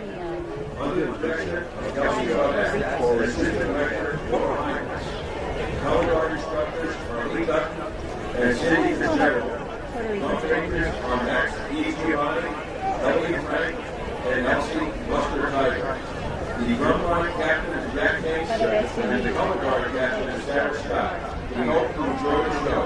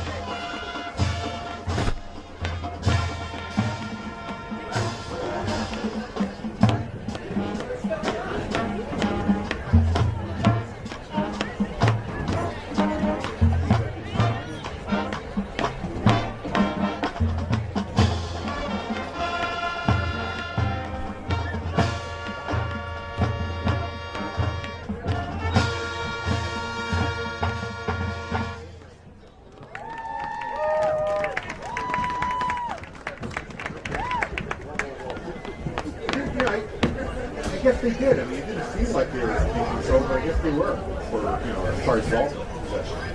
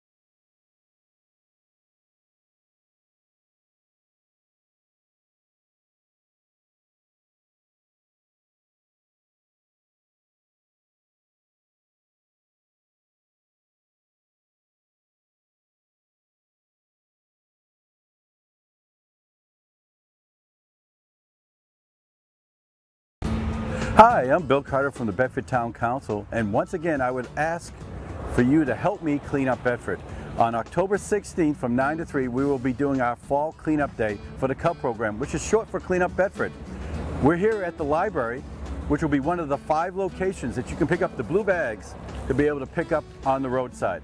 And the town of Bedford will pick them up for you. We come to you from the educational farm here at Joppa Hill, another location where you can pick up the blue bags needed for the Cub Day cleanup. On that day, we suggest that you make sure that you're wearing very high visible clothing, long sleeves because the poison ivy is quite bad this year, and a pair of gloves. This will keep you safe and make sure that you are walking towards traffic to make sure they see you coming at them. And I want to thank DPW because the day of Cub, the Cub Day, they will go around town picking up these blue bags. This stop brings us to the Bedford Town Hall, which is another location where you can pick up the blue bag. You'll look for this yellow and black bin at each of these 5 locations. Get your bags. These bins will be out at the locations starting the 1st of October. So pick up your bag so you're ready to go on October 16th. We're at our last stop today, which is the Bedford Safety Complex. You can get your blue bag right inside that yellow and black bin. Cub Day is October 16th from 9 to 3. If you need more information about Cub Day, please reach out to me at wcarter@bedfordnh.org. And I thank you for your support.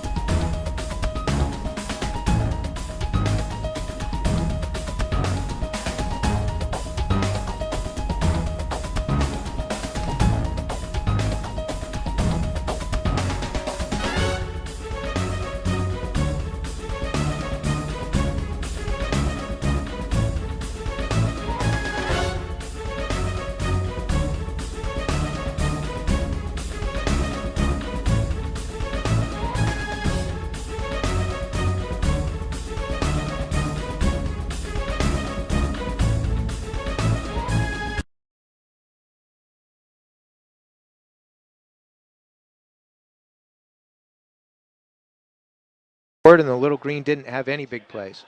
Total offense so far, Bedford 217 yards, Manchester Central with 78. Through the air, that's where most of it came. 153 yards passing on 7 of 12 completions. About a 21.9 yard average for Joe Michael. Meanwhile, Jaden Hahn for Central, he was 4 of 12 for just 37 yards, and he's had 2 interceptions as well.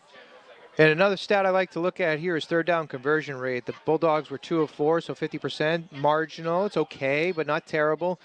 Big one for the Little Green. They were 0 for 6 on third down. So the Bedford Bulldog defense locking it down at the right time. The Little Green were 2 of 3 on fourth down, but yeah, that I was going to say they were better at fourth down. Sure, but they, that third down conversion rate, a lot of times when they go for those fourth downs, it's a down and distance kind of thing. You're not going to punt, you're not going to go for the field goal. But the Bulldog defense coming through at critical times on third down. And Concord, here I go again. And Bedford 1 for 1 on their fourth down attempts. What are we? Are we Concord? Where am I? Are we Goffstown here? I don't know. This guy's ready to go to the Bills game on Sunday. I don't know what he's doing. Let's hit that copy here that I can't read because I can't do the Boston accent. That sounds good. So again, the Bedford Bulldogs Athletic Booster Club would like to thank the generous sponsors from the community: Spectrum Marketing, Gear Up Bedford, Andrade Management Group, Wicked Good Butcher, New Hampshire Orthopedic Center, BEI Network, London Family Orthodontics, Liberty Hill Construction, Realty One Group Next Level, and River Road Pediatrics. Again, on behalf of the 438 fall student athletes, they thank you for your support of the Bedford Bulldog Athletics program. If you're interested in finding out more and supporting the Booster Club, go to bbabc.net. Since we're playing on Thursday, there's lots of things going on Friday, like boys soccer. They'll be playing here at Bedford High Stadium against Keene. JV game kicks off at 5, varsity at 7. We want you to come out and support them. Or if you'd rather be inside, the Lady Bulldogs, they're 10-0, undefeated. They're hosting Portsmouth in volleyball tomorrow night at 6:15. And like I said, that's going to be going on at the same time. So you can do a little soccer, come in for volleyball, come back out for soccer. Making an evening of Bedford sports. Just wear your black and red. Support the student athletes out here. We like to make that distinction. They are students first and then athletes second, so student athlete. I'm sure Corey Parker would really appreciate me focusing on the academic portion of their high school life. Central will receive the ball here to start the second half, trailing 21-0. Student section is rather tame. They've been cheering nicely, but haven't really gotten all that rowdy. And I have to say, the Little Green have come out in force, too. They have a strong student section over to our right from the press box. Yeah, they've been making some noise when Central makes a play. I also wanted to point out, this is the first real fall day we've had to broadcast from. All the other football games on Fridays have been fairly warm, temperatures in the 70s, short sleeve weather. Now this is the first time we've had to put jackets on. Feels great. I'm a New England kind of guy. I love the change in weather, the change in season. So the fact that I have a fleece vest on is actually very nice. Had to close the pool up the other day. Oh. That's always a sad day. A tearjerker for you? Yeah, especially for the wife. Put the cover on. Get ready for, April when you open it back up? Maybe May? No, we can do April. April. Take advantage of that spring sun. Because we don't have a heater. We just use the solar cover. First 70-degree day, you're out there and taking the cover off, aren't you? So here we are. We're ready for second half action. Joe Michaels back to kick. His pooch kick is short to the near side, and it goes out of bounds at about the 37-yard line. So the flag will come out, 5-yard penalty, and the Little Green will take over on their own 42. Yeah, right. It came out at the 38 or so. So 42, 43 is where the spot will be. Pretty good field position to start off for this second half. So we'll see what kinds of adjustments both teams have made at halftime. Halftime is always about those adjustments. Shouldn't it be half time? Hoff? Half. Well, like H-O-F-F? No, like, Boston. Here we go with this guy making terrible comments again. Second half. So Jaden Hahn will come out. Not Han. Not Han. Han. We're going to say Han. Jaden Hahn, he's in the pistol. He's got back to his direct back, 2 yards behind, 3 receiver set. Back goes to the wrong side, and Hahn's going to come to the near side. Covers the ball up, gets back to the line of scrimmage, and then is tackled on the near boundary. Ball will keep going. It looked like Tyler Caesar was behind him in the backfield and might have gone the wrong way. Yeah, Tyler Caesar definitely not on the same page, going to his left when the handoff was expected on the right. And once again, Hahn had to improvise. Managed to pick up a yard or two on that play, got it up to the 49-yard line. And there's a player down. Yeah. Is that Hahn? No, Hahn trotted back to the other side. I can't quite tell who that is. That might be Aiden Kelly. I didn't catch the number there, but yes, there is a Little Green player down close to the Bedford sideline on the near side here. Working the leg. Might be another cramp. We've had a few of those today. So the medical staff will come out and attend to him. Coach on the other sideline will come across the field and check on his player. Looks like they're trying to stretch out the left leg of the injured player. Perhaps it's a calf cramp or a strain. Yeah, that's the kind of weather you'd think for a crampy night. You wouldn't think so. They're looks like the trainer is really putting a lot of pressure on the toe, so that might indicate that calf cramp.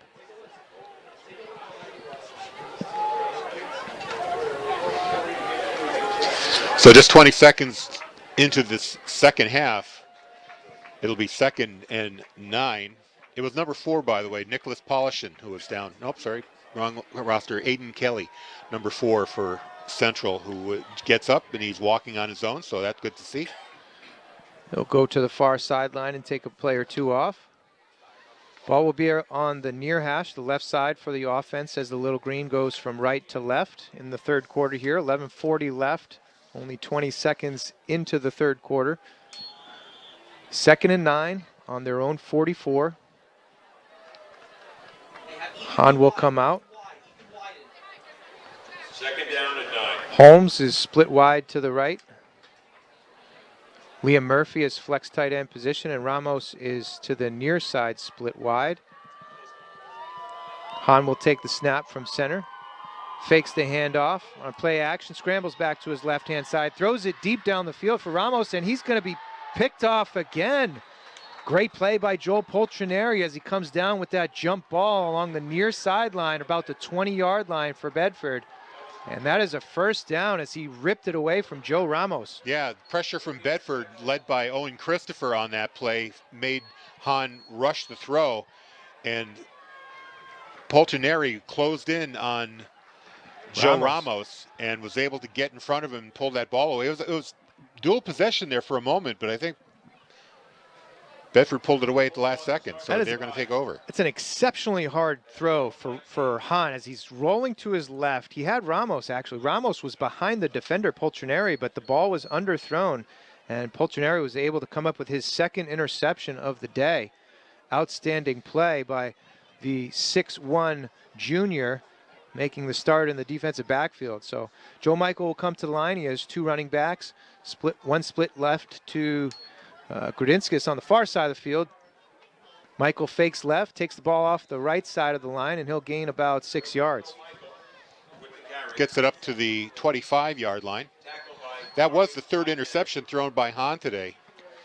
Bedford guilty of one fumble early on. Two by Poltrinari, and the other, who had the third pick?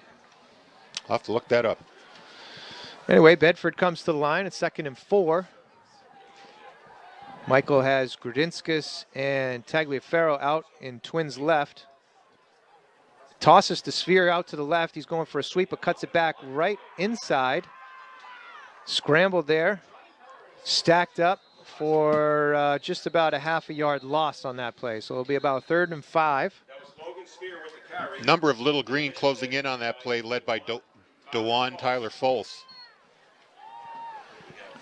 We had a timeout, an official timeout. I couldn't see if either of the teams took a timeout. Oh, we had a holding call on Bedford, so they'll back them up 10 yards.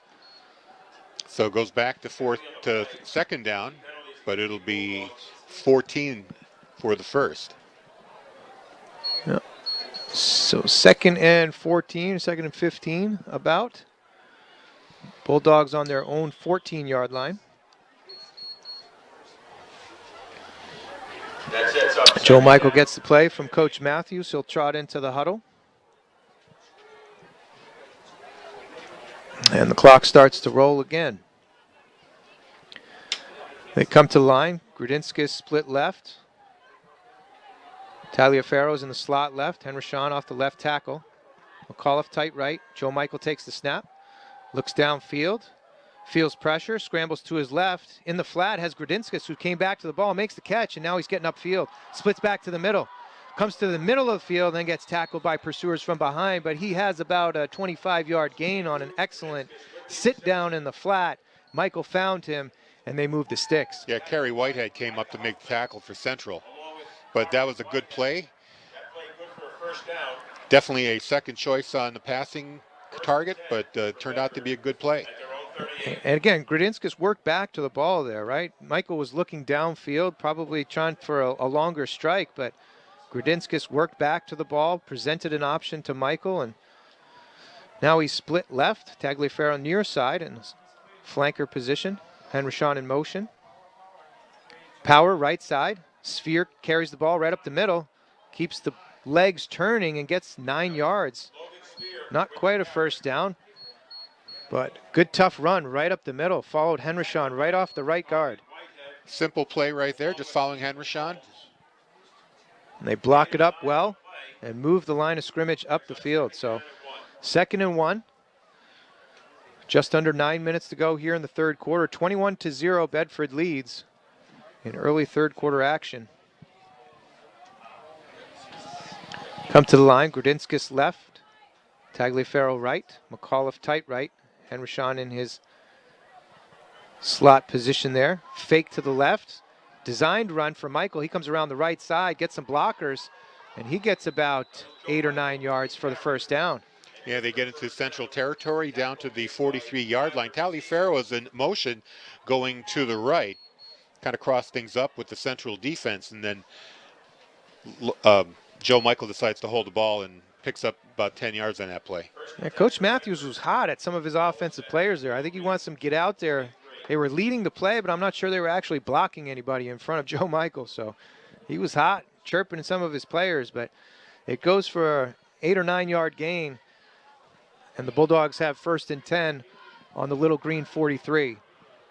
Twins left, Grudinskis wide. Tagliaferro in the slot. McAuliffe tight right. Joe Michael takes the snap. Fakes. Grudinskis, wide receiver screen. Grudinskis got some room. He's got a lane. Down to the 15-10, and he's tackled there. Big pickup, though, as Grudinskis takes a small gain and makes it into a big gain on a nice little move to the outside. Yeah, Grudinskis found a seam along the sideline, then turned on the Jets. I think he was thinking about the end zone, but got run down there by the Little Green defense. Still a big pickup. Red zone now. They're on the 10-yard line. 1st and 10, goal to go. Stutter step there by Grudinskis. He waited for his block, and Tagliaferro did a nice job getting up on the cornerback there to get in his way, give Grudinskis a little bit of room, and make a fleet-footed move to the outside. So Michael in the pistol again. Tagliaferro is split wide right. Grudinskis left. Sphere in the backfield. Takes the handoff up the middle. Comes to the right-hand side. Breaking tackles. Gets down to about the 3-yard line. And he is tackled there. So it'll be 2nd and goal to go. 2nd and maybe 2 to go. Looks like they can get a first down at the 1-yard line. And the clock continues to roll. 21-0, Bedford threatening to score again as they are on, I can't quite tell if that's the 3 or 4 yard. Looks like the 3-yard line. And they are threatening to go ahead by 4 scores here. From the central 3. So 2 tight. Tagliaferro right, Grudinskis left. Sphere is behind Michael in the pistol. Henryshawn motions right. Pauses over the right guard. Michael's going to throw, slant to the left-hand side, and that's batted away. Grudinskis couldn't quite get inside the defender and make the play. Yeah, Liam Murphy broke that up for Central. Nice play by him. So you figure you can go for that on second down and near goal. Defender made a nice play just by position-wise. He's playing that slant, right? The harder throw is the fade to the corner, and so he's playing that slant heavily and was in good position to make a pass defense there. Yeah, Liam Murphy's a big guy, and I think he used his reach to bat that ball away. So they come to the line of scrimmage again. 2 tights are right, so McAuliffe is on the line, and Henryshawn is right off him. Michael gives the Sphere off the right-hand side, and he's in for a touchdown. Bulldogs go up 27-0 with 6:09 remaining in the third quarter. And they will line up for the extra point. But a successful drive right there marked by Grudinskis' long reception along the far sideline to set up this score. And Joe Michael looks to add the extra point for a 28-0 lead. They line up, snap is back, Grudinskis with the hold. Joe Michael's kick is up, and it's through the uprights. Perfect again. 28-0 Bedford. And that is an excellent way to start the third quarter with a pick and then a long drive, which started back on the 19-yard line for Bedford. Bedford firing on all cylinders. They're getting the ball, they're getting turnovers, and they're making the Central Little Green pay with a great drive right there. So Sphere's 3-yard touchdown run puts the Bulldogs up 28-0. Special teams come back. We'll get the kickoff by Joe Michael here in a moment. Tyler Caesar and Joe Ramos are deep to receive the kick. And we'll see the strategy again. We'll see if they go for a pooch or a deep kick, try to sideline, or just kick it away and deep to see what kind of coverage we get. But there excellent is answer a big there. gap between the 50 and the 30 where you can drop that pooch into. Sure is. So Michael hesitates, resets. His kick is pooched into that little area, taken at the 30-yard line by Little Green. That receiver will just go down. And the Little Green will take over at their own 32-yard line as DeJuan Tyler Fultz was the one on the reception there of the kick. I think he might have slipped. Stumbled, slipped, whatever it was, he went down to the ground. Kept possession. So the Little Green will take over. It looks like the 33-yard line, not the 32. And Hahn is in the pistol again. He has Ramos to the near side split. Kadin Preston is behind him in the pistol, and they go to the wrong side again. Sphere will get the tackle for loss, as it looked like it was a designed run play. Yeah, that was Preston. That was Kadeen Preston, who was supposed to go to the right of Hahn, instead went to the left. Or actually left instead of right. And Sphere was right there to benefit from that confusion. So it'll be about a 5 or 6 yard loss there. 5 yards. So 2nd and 15. Clock continues to run. About 5.5 to go here in the third quarter, and Bedford leads 28-0. So Hahn in the pistol, has Kadeen Preston behind him. They run it off to the right side this time. Preston gets the ball, makes the right move, bounces to the left side, but he's going to be tackled about the line of scrimmage for no gain. You know, it's such a fundamental thing knowing which side to receive a handoff from a quarterback, and we've seen that happen 3 times with the Central team today, so True. They need to get back to the drawing board. And that could have been due to that layoff. They had a 10-day cease of football activities, and a lack of practice over the last 2 weeks is going to cause some confusion and some troubles, especially on the offensive side of the ball, where you need to be so detailed and practiced in your plays. This is only their 2nd game of the season. So Hahn will come to the line of scrimmage. Ramos split near side into the boundary. Ethan Holmes to the wide side. Empty backfield. Oh, I'm sorry. Preston was to his left. Hahn's going to take a sack here. Great push up front. We had both Magnus Steele as well as, who was that? Chardonnay, 25? Yeah, Colin Chandonnet in on Hahn quickly. He had nowhere to go with that. No time to look for a receiver downfield. And we have 4th and 23. The punt unit comes on. So a 3 and out here for the Little Green. Bedford will get the ball back with 4 minutes to go here in the third. Punt return team is on. It looks like they are short of a player, so one is hustling on at the last minute here. And the punter is Reagan Fort, number 88. Reagan Fort takes the low snap, bounces back to him. Good punt, though. Out and away. Fair catch called for. Interference. Gradinskis looked like it was run into it by his own man. The ball goes far sideline. It looks like the Little Green have recovered. So let's look at that replay. It looks like Gradinskis was bumped by his own player.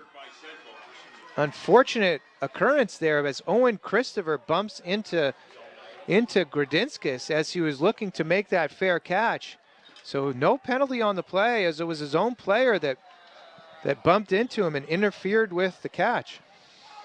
Yeah, he was trying to make a block, but wound up going into his own man there.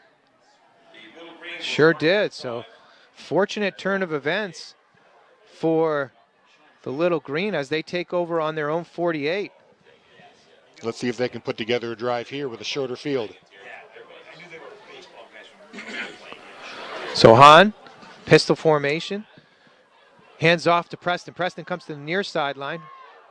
Up, breaks the tackle right there on, looks like Magnus Steele came up and was pushed off with a stiff arm, and Preston makes about a 6 or 7 yard gain. Yeah, it was a good run. This time he went to the right side to pick up the handoff.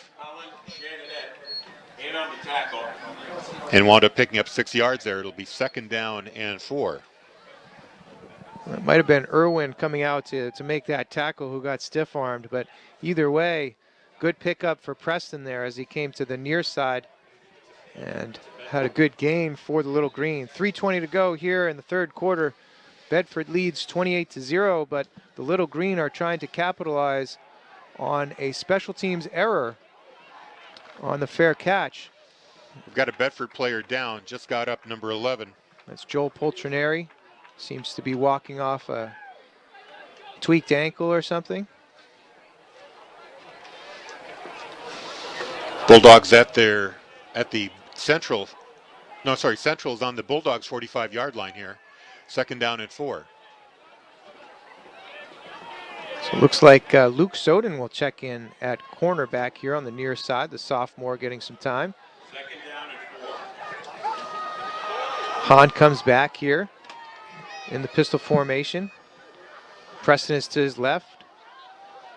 One wide right, one wide left. Preston gets the handoff, bounces into the middle, but he's stacked up at the line of scrimmage and tackled about the 45. So it'll be 3rd and 4.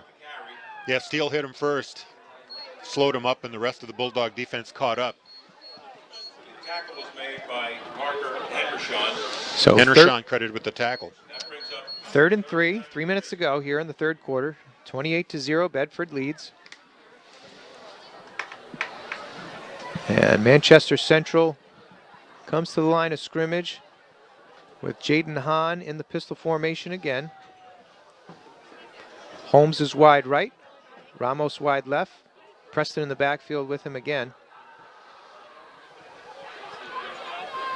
Hahn takes the snap, fakes to Preston, play action, looks for this slant on the left side to Ramos, but it's through his hands, and that's incomplete. So we're going to have 4th and 3 on the 45-yard line. And I'm pretty sure they're going to be going for it here. Yeah, I would think this is 4-down territory. Again, down 4 scores. You know, kind of an awkward position here as far as field position. They're not really going to punt the ball, although they could try to angle a punt out inside the 20-yard line, but it's 4th and 3. They're going to have confidence in their offense, and they'll go for this.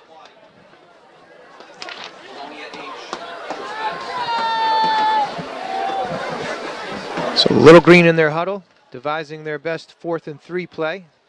Probably similar to what they would have for a 2-point conversion play.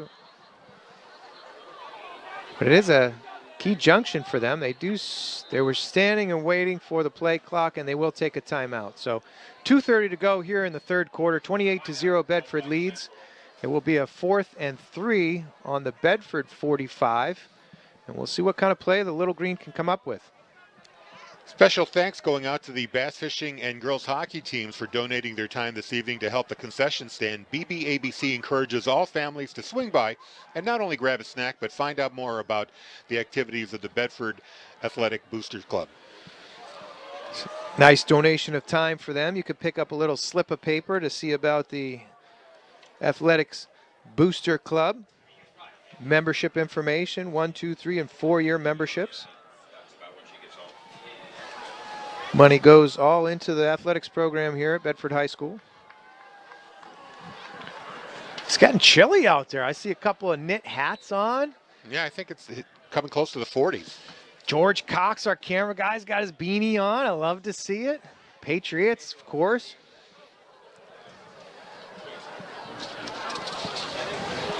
And so we're getting ready to get back into play here.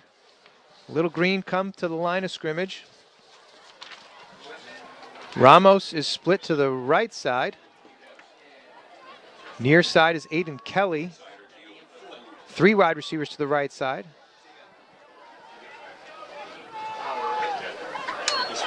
Hahn takes the snap, rolls to his right, passes. Ball is up. Great ball play right there. I can't quite see who came out down with that. It looks like might be Ramos came down with the reception. Nope, number 9. Number 9 That was DeJuan Tyler Fultz. A great catch. It was a jump ball, and he came down with it. And Parker Hendershon was barreling in on Jaden Hahn. Yeah, pressure on Hahn. Rolled out of the pocket, got over to that right side. And They had a designed play to flood that right side with those 3 receivers. 3 different levels, and Tyler Fultz came down with it. So they convert another 4th down, 3 for 4 in this game. 3 receivers set to the left side, 1 split right.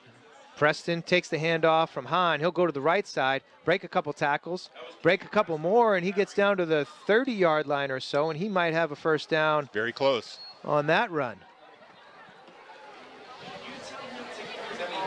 So 1:45 left. Clock will start after the sticks move. Ball's on the 29-yard line. That run good for a first down. In Bedford territory here, as the Little Green have their best offensive drive going of the game right here. Yeah, I was going to say this is the best one they've had since the last one that stalled on the 1-yard line with a interception. So 4 wide, slots to both sides. Preston in the backfield with Hahn. Hahn takes the snap, fakes to Preston, ball's out to the right side. Ramos catches it, gets down to about the 19-yard line, so about another 9 yards or so. That was a quick hit, and Ramos was wide open on the sideline. Quick hitch on the outside. 4 or 5 yards down the field, makes the catch, got upfield for another 4 yards. So 2nd and 1, just under a minute to go here in the 3rd quarter. They'll probably get one more play here. Most likely will. If they don't, it'll be a delay of game, so they'll get at least one more play. So again, 4 wide receivers, slots both sides. Empty backfield. Hahn in the pistol. Takes the snap, looks right. Delivers. Ball is caught, but out of bounds. There is a flag on the play, and it looked like it was in the defensive backfield, so we might have a defensive holding, maybe a pick call. Ethan Holmes was the receiver for Central, and I thought he had managed to get a foot in bounds. He was tiptoeing along the sideline, but the play is going against Central. Yeah, so ineligible man downfield, and the penalty will push them back to a 3rd and 6, I believe. Excuse me, 2nd and 6. Repeat the down. So 2nd and 6. Ineligible man downfield. Ball's on the 25-yard line. And we will replay the down. 15 seconds to go here in the 3rd quarter. Clock is stopped, so they'll be able to get the play off in this quarter. And then they will swap ends. So the Little Green break the huddle. They trot to the line of scrimmage. The same formation. Empty backfield. 5 receivers. Hahn takes the snap here in the pistol. Looks left, looks back to the right. Looks deep downfield, throws it, and it's off the hands of the receiver at the 1-yard line. Can't make the catch. Ramos was there. That was Ramos. You know, that was a catch he should have made. Really should. He hesitated, pumped, put that ball right in between the 2 safeties, and Ramos definitely could have caught that ball, but can't quite corral it. 8.9 seconds left here. 3rd and 7. So Little Green will have another shot at it here. Probably 4 down territory here again. Same set, 5 wide receivers in the set. Hahn in the pistol. Barks out the calls. He'll take a design quarterback draw up the middle. And he's got the room. I think he's just short. He is caught at about the 21-yard line, so I think he is going to be short. 20 or 21. 3rd quarter runs out. We'll swap ends of the field. And the Bulldogs hold a 28-0 lead at the end of 3. It's your turn to read the script. Oh, that one. Yes. Sure, I can certainly do that. So the Bedford Bulldogs Athletic Booster Club would like to thank the generous sponsors from the Bedford community. Spectrum Marketing, Gear Up Bedford, Andrade Management Group, Wicked Good Butcher, Butcher, New Hampshire Orthopedic Center, BEI Network, London Family Orthodontics, Liberty Hill Construction, Realty One Group Next Level, and River Road Pediatrics, all contributing to the Bedford Bulldogs Athletic Booster Club. So next week, we hope to bring you radio coverage of the game against the Memorial Crusaders. It'll be at Shabbat Field in Manchester. 7 o'clock start. I believe Memorial is off their COVID hiatus. Yeah, they had a similar halt of football activities, a 10-day complete no activity period, and it was only days away from the start of the Manchester Central COVID cease of activities. So tough times for both of those programs.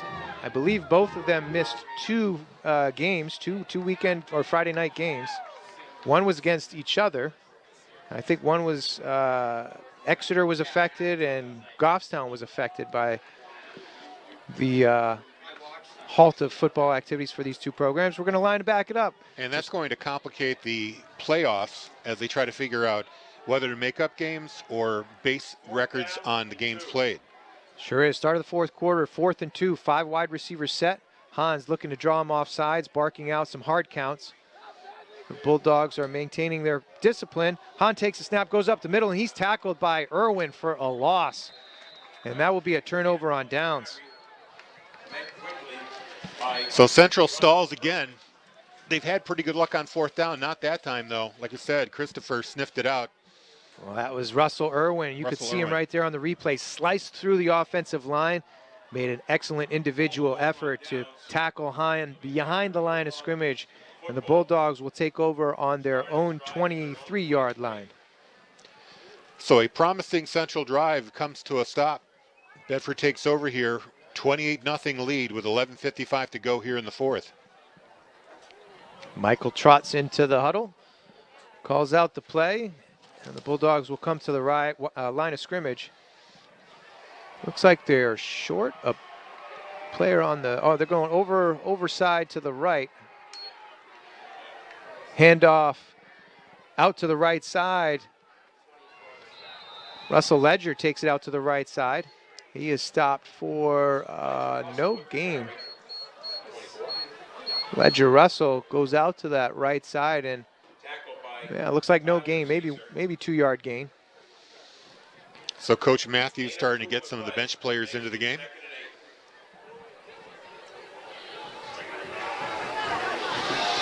Michael comes in with the play. They're going to give him 2 yards on that. Twins to the left side here. Henryshawn is off the left tackle. Pitch out here to the near side into the boundary. Ledger Russell gets out around the outside, gets a first down, runs over a tackler, and he will get a first down and move those sticks. Good tough run there by Russell. Yeah, 38. And Ethan Holmes had some cleat marks on him. Yeah, that was a tough play right there. You can see here right at the end of the run, lowers the shoulder, and Russell puts a hurt on that would-be tackler. So they do move the sticks. Ball is at the 38-yard line. 11:04 remaining here in the game. And the Bulldogs in control, 28-0, and the ball. Twins right. Tackle over to the right side. Russell gets the handoff, goes to the right side for no gain, maybe a yard. And Russell pulled down from behind by Tyler Caesar and came up from behind, made the tackle. Injured player for the Little Green here. So officials timeout while they tend to number 72, Jacob Wong. Looks like he took a hit in the pile there for the defensive lineman. So Coach Matthews will bring his team over to the side.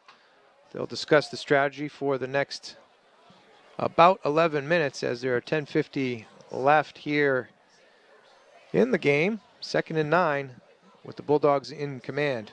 While we've got a moment, let's wish good luck to the cross-country team who are having a good season so far. Their next meet is Saturday in Bedford, Vermont. So they'll be traveling quite a ways to run their next meet. So it looks like Tyler Caesar has also taken a seat. He might be tending to a cramp. I don't think he was injured on the play, but might be cramping after. So there are 2 Little Green players that are down on the field.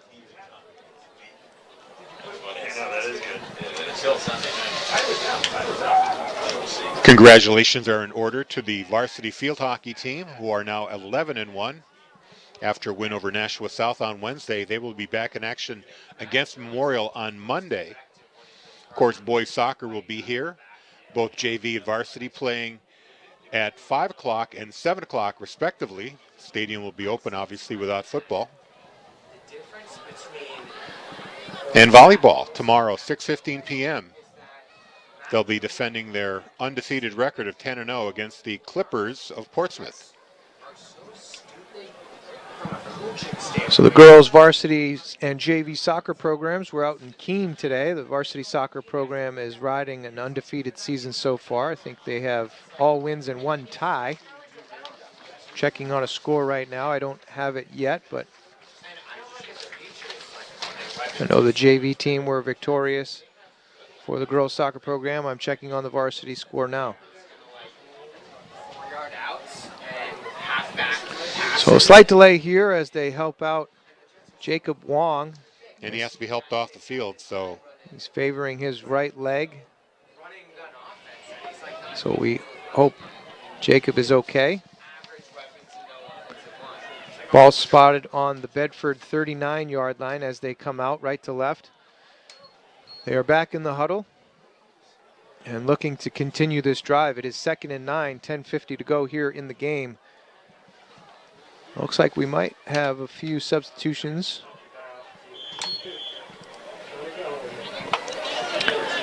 Michael is in the pistol. Ledger Russell is behind him. 2 wide receivers. Twins formation out to the right-hand side. Quick pass out to Grudinskis. Tagliaferro with the block again. Grudinskis gets up the field, and he's going to have about a 16 or 17-yard gain. Gets up to the central 45-yard line. Again, good footwork there. Getting a block by Tagliaferro, but also making a quick move to the outside, and Grudinskis has another reception. Ball's into central territory at the Little Green 44. So, ball's on the Little Green 44. Bedford driving here.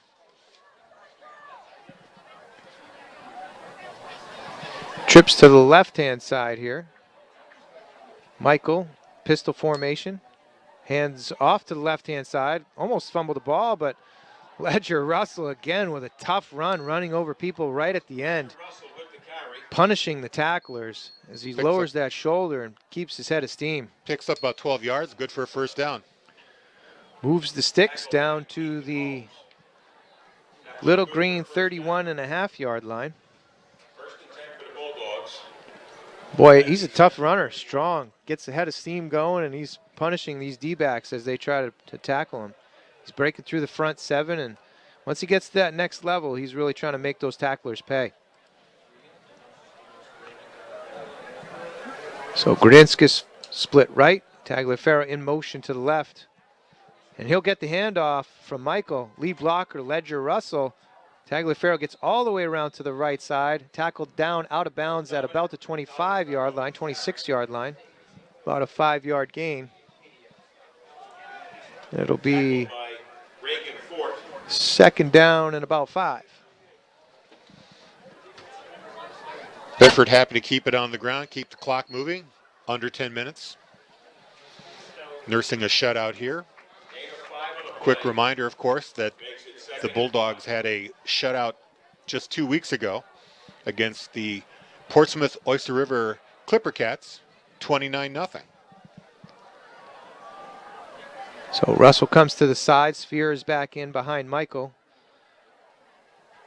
Slot left. Sphere gets the handoff, and he's wrapped up quickly behind the line of scrimmage. That'll be a loss of about 2 or 3 on that play. Yeah, it was Kerry Whitehead there for the Little Green making that solo tackle. Nice tackle in the backfield. So we'll have 3rd and 7 or 8. Loss of 2 on the play. Clock is still ticking, though. Just over 8.5 to go here. Bedford leads 28-0 in the 4th quarter. I think Joe Michael would need a couple more yards to get within field goal range. I would think so. Right now it would be about a 45-yarder. So imagine he might try to sprint out to the left-hand side here. Play action. Michael scrambles to the left. Got room if he wants to run. Looks, finds Tagliaferro over the middle and makes a nice catch, getting up high, pulling the ball down, and he falls to the ground at about the 12-yard line, but that's good enough for a first down, and they move the sticks. Oh, that was a very nice catch by Tagliaferro. Went airborne. Pulled it out of the sky, went down, held on to it, got a first down for Bedford.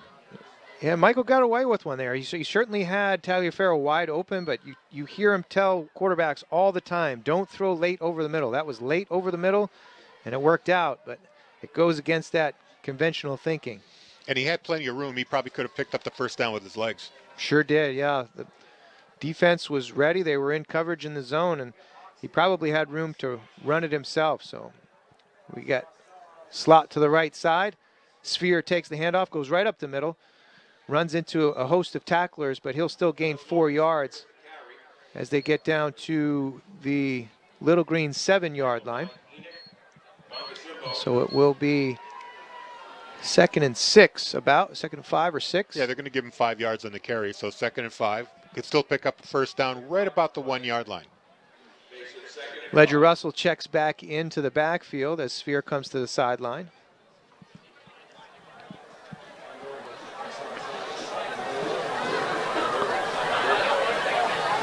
And we have slot right. Michael takes the snap, hands it to Ledger Russell, and he's into the left side for a touchdown. 7-yard scamper by Ledger Russell. And the Bulldogs go up 34-0 with 6:44 left here in the fourth quarter, looking to tack on the extra point. So nice to see the sophomore Ledger Russell get on the scoreboard and in the books for a touchdown this evening against the Little Green. Coach Matthews gives him a fist bump and a tap on the helmet. And the sideline is happy for that young man as he makes good on a 7-yard scamper. Michael for the extra point. Snap is back. Hold is down.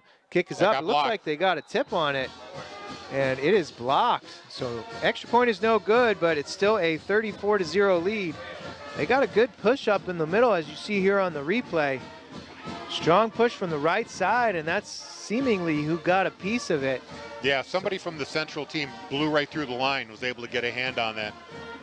So another special teams error by the Bulldogs, but from a point standpoint, that is not going to matter too much as the Bulldogs have a 34-0 lead.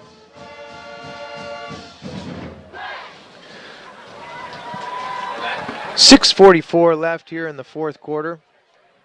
Kickoff team trots out to the right-hand side here.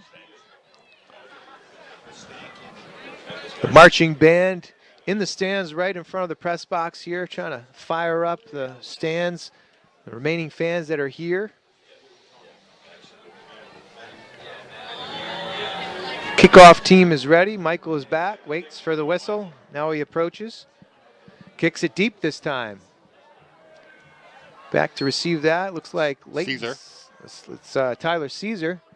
Comes up, gets to about the 30-yard line where he's stacked up and will be tackled at about the 31. So Central will try again to break this shutout. They've had a couple of good drives. They end in turnovers or turnovers on downs.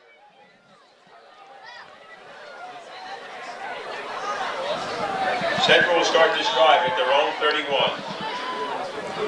So the Little Green offense comes back on the field.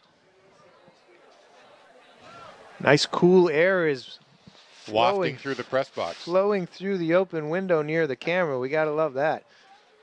A little chill in the air. Feels great. So Hahn in the pistol formation. Hands to Caesar. Caesar goes to the left-hand side.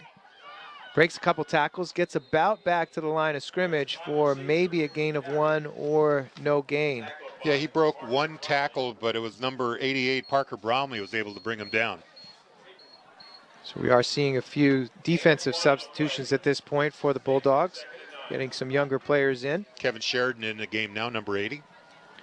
Looks like Alex Grudinskas is in the defensive backfield, as well as Josh Attar.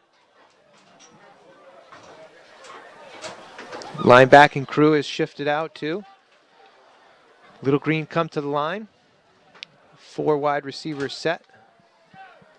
Hahn in the pistol.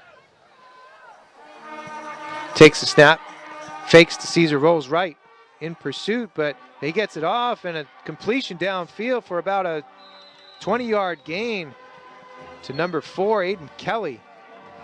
Good reception there with his hands out and away from the body. Beautiful pass by Hahn. Dropped the dime there, got it just over the head of the Bedford defender. It's a drag route from the backside there. It's tough to cover as he comes across the faces of all the linebackers. And nicely designed play as they got Hahn out into space, and they were able to make that completion. So 1st and 10 on the just about the 50-yard line. It's about a half a yard over into Bedford territory. 5 minutes to go here in the 4th quarter. Bedford leads 34-0. Hahn brings his team to the line of scrimmage for the Little Green. 4 wide receivers set. Caesar to his right in the backfield. Snap comes in. He looks to the left-hand side, doesn't see what his first receiver, looks downfield, and the ball is thrown deep.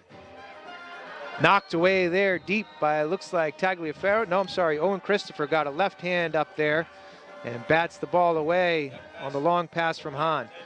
Yeah, I believe he was trying to hit Ramos again, overthrew him, and Christopher had the best chance on the ball. So incomplete pass, come back to about the 50-yard line, 2nd and 10.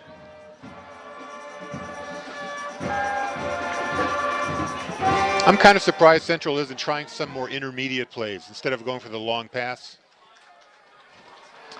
Yeah, they've targeted Ramos a couple of different times on deep plays.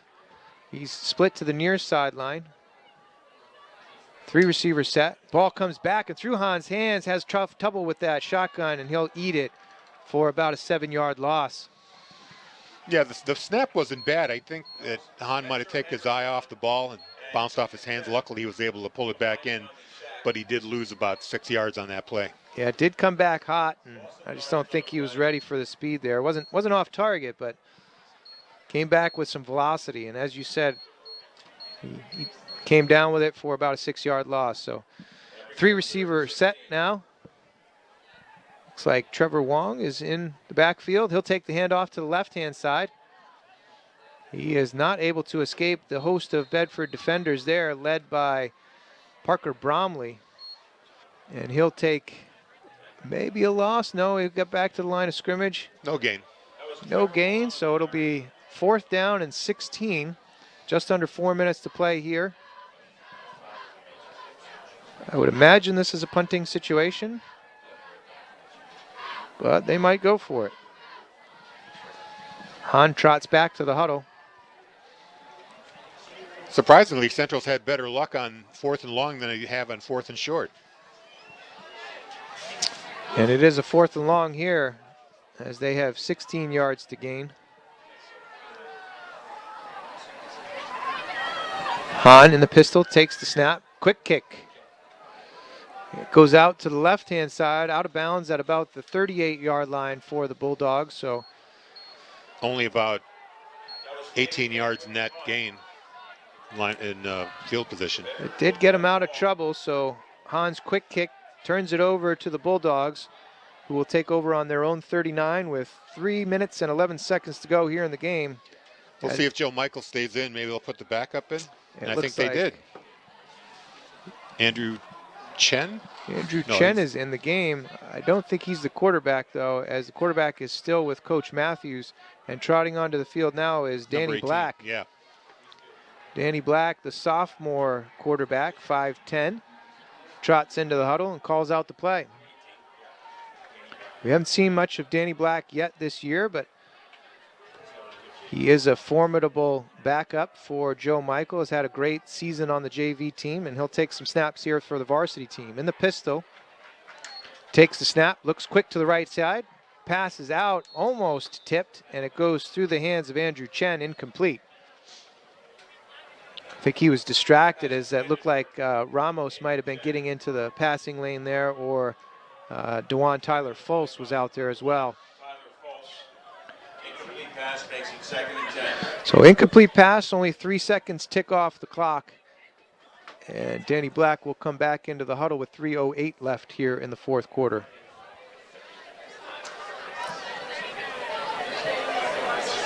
So 2 wide set. Black calls out the play call, takes the pistol snap, hands it off up the left-hand side. Alex Grodinskis gets wrapped up but keeps his legs churning, breaks a few tackles, and turns it into about a 20-yard gain. So good job by keeping his legs going. Yeah, stick to it. He just shook off that one tackle attempt. Yep. Spun his way around it from 2 different defenders, got away from both, and picked up the first down and then some. About a 17-yard gain. But it's coming back on a holding call. We didn't see that hanky on the field. So an excellent run by the younger Grodinskis, the sophomore, is going to be wiped out by a holding call on the 46 or 47-yard line. It's like the 46, so it'll be an odd 2nd and 13.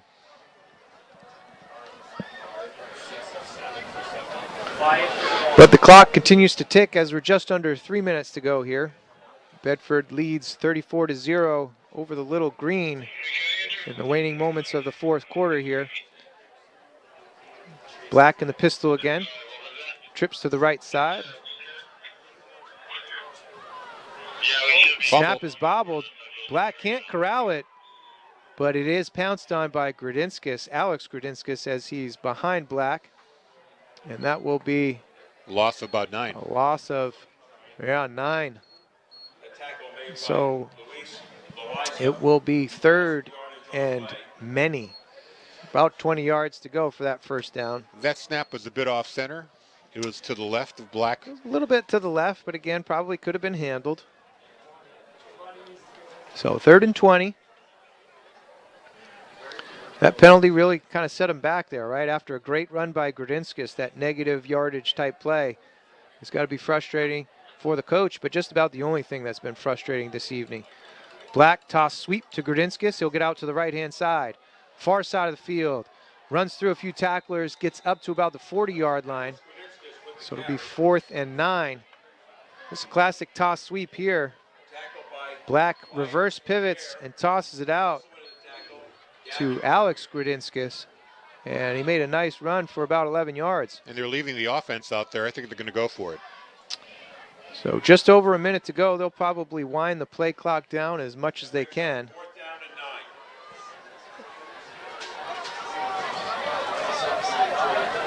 You know, it's kind of a coaching call here. Do you punt the ball away and play the field position battle? Do you give your young offense another chance at it? It looks to me like they might send the punt team out there and run the play clock down, take a timeout.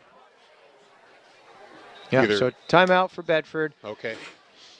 48.9 seconds to go here in the game this evening.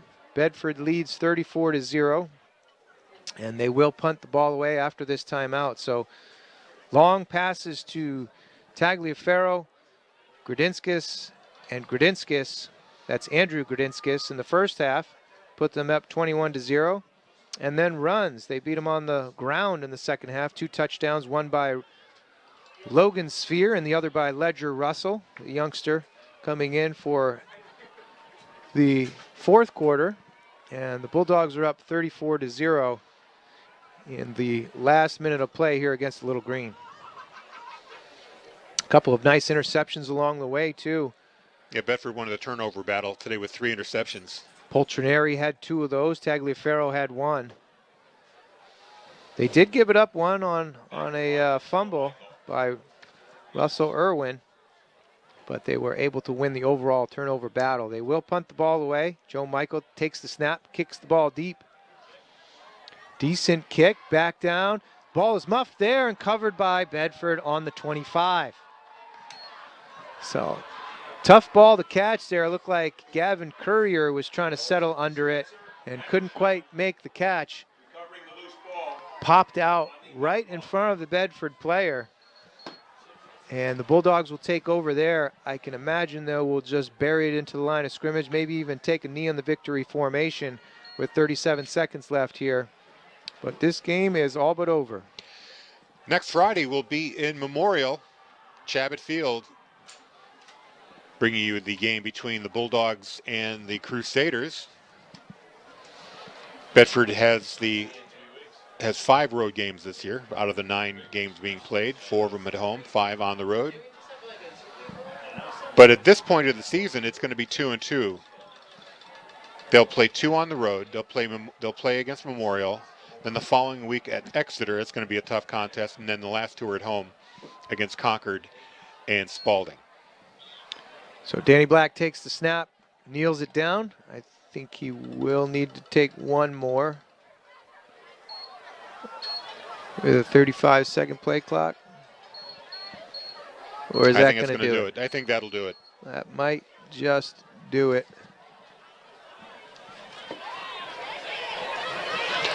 So great win. Yeah, great bounce back after the game against Goffstown.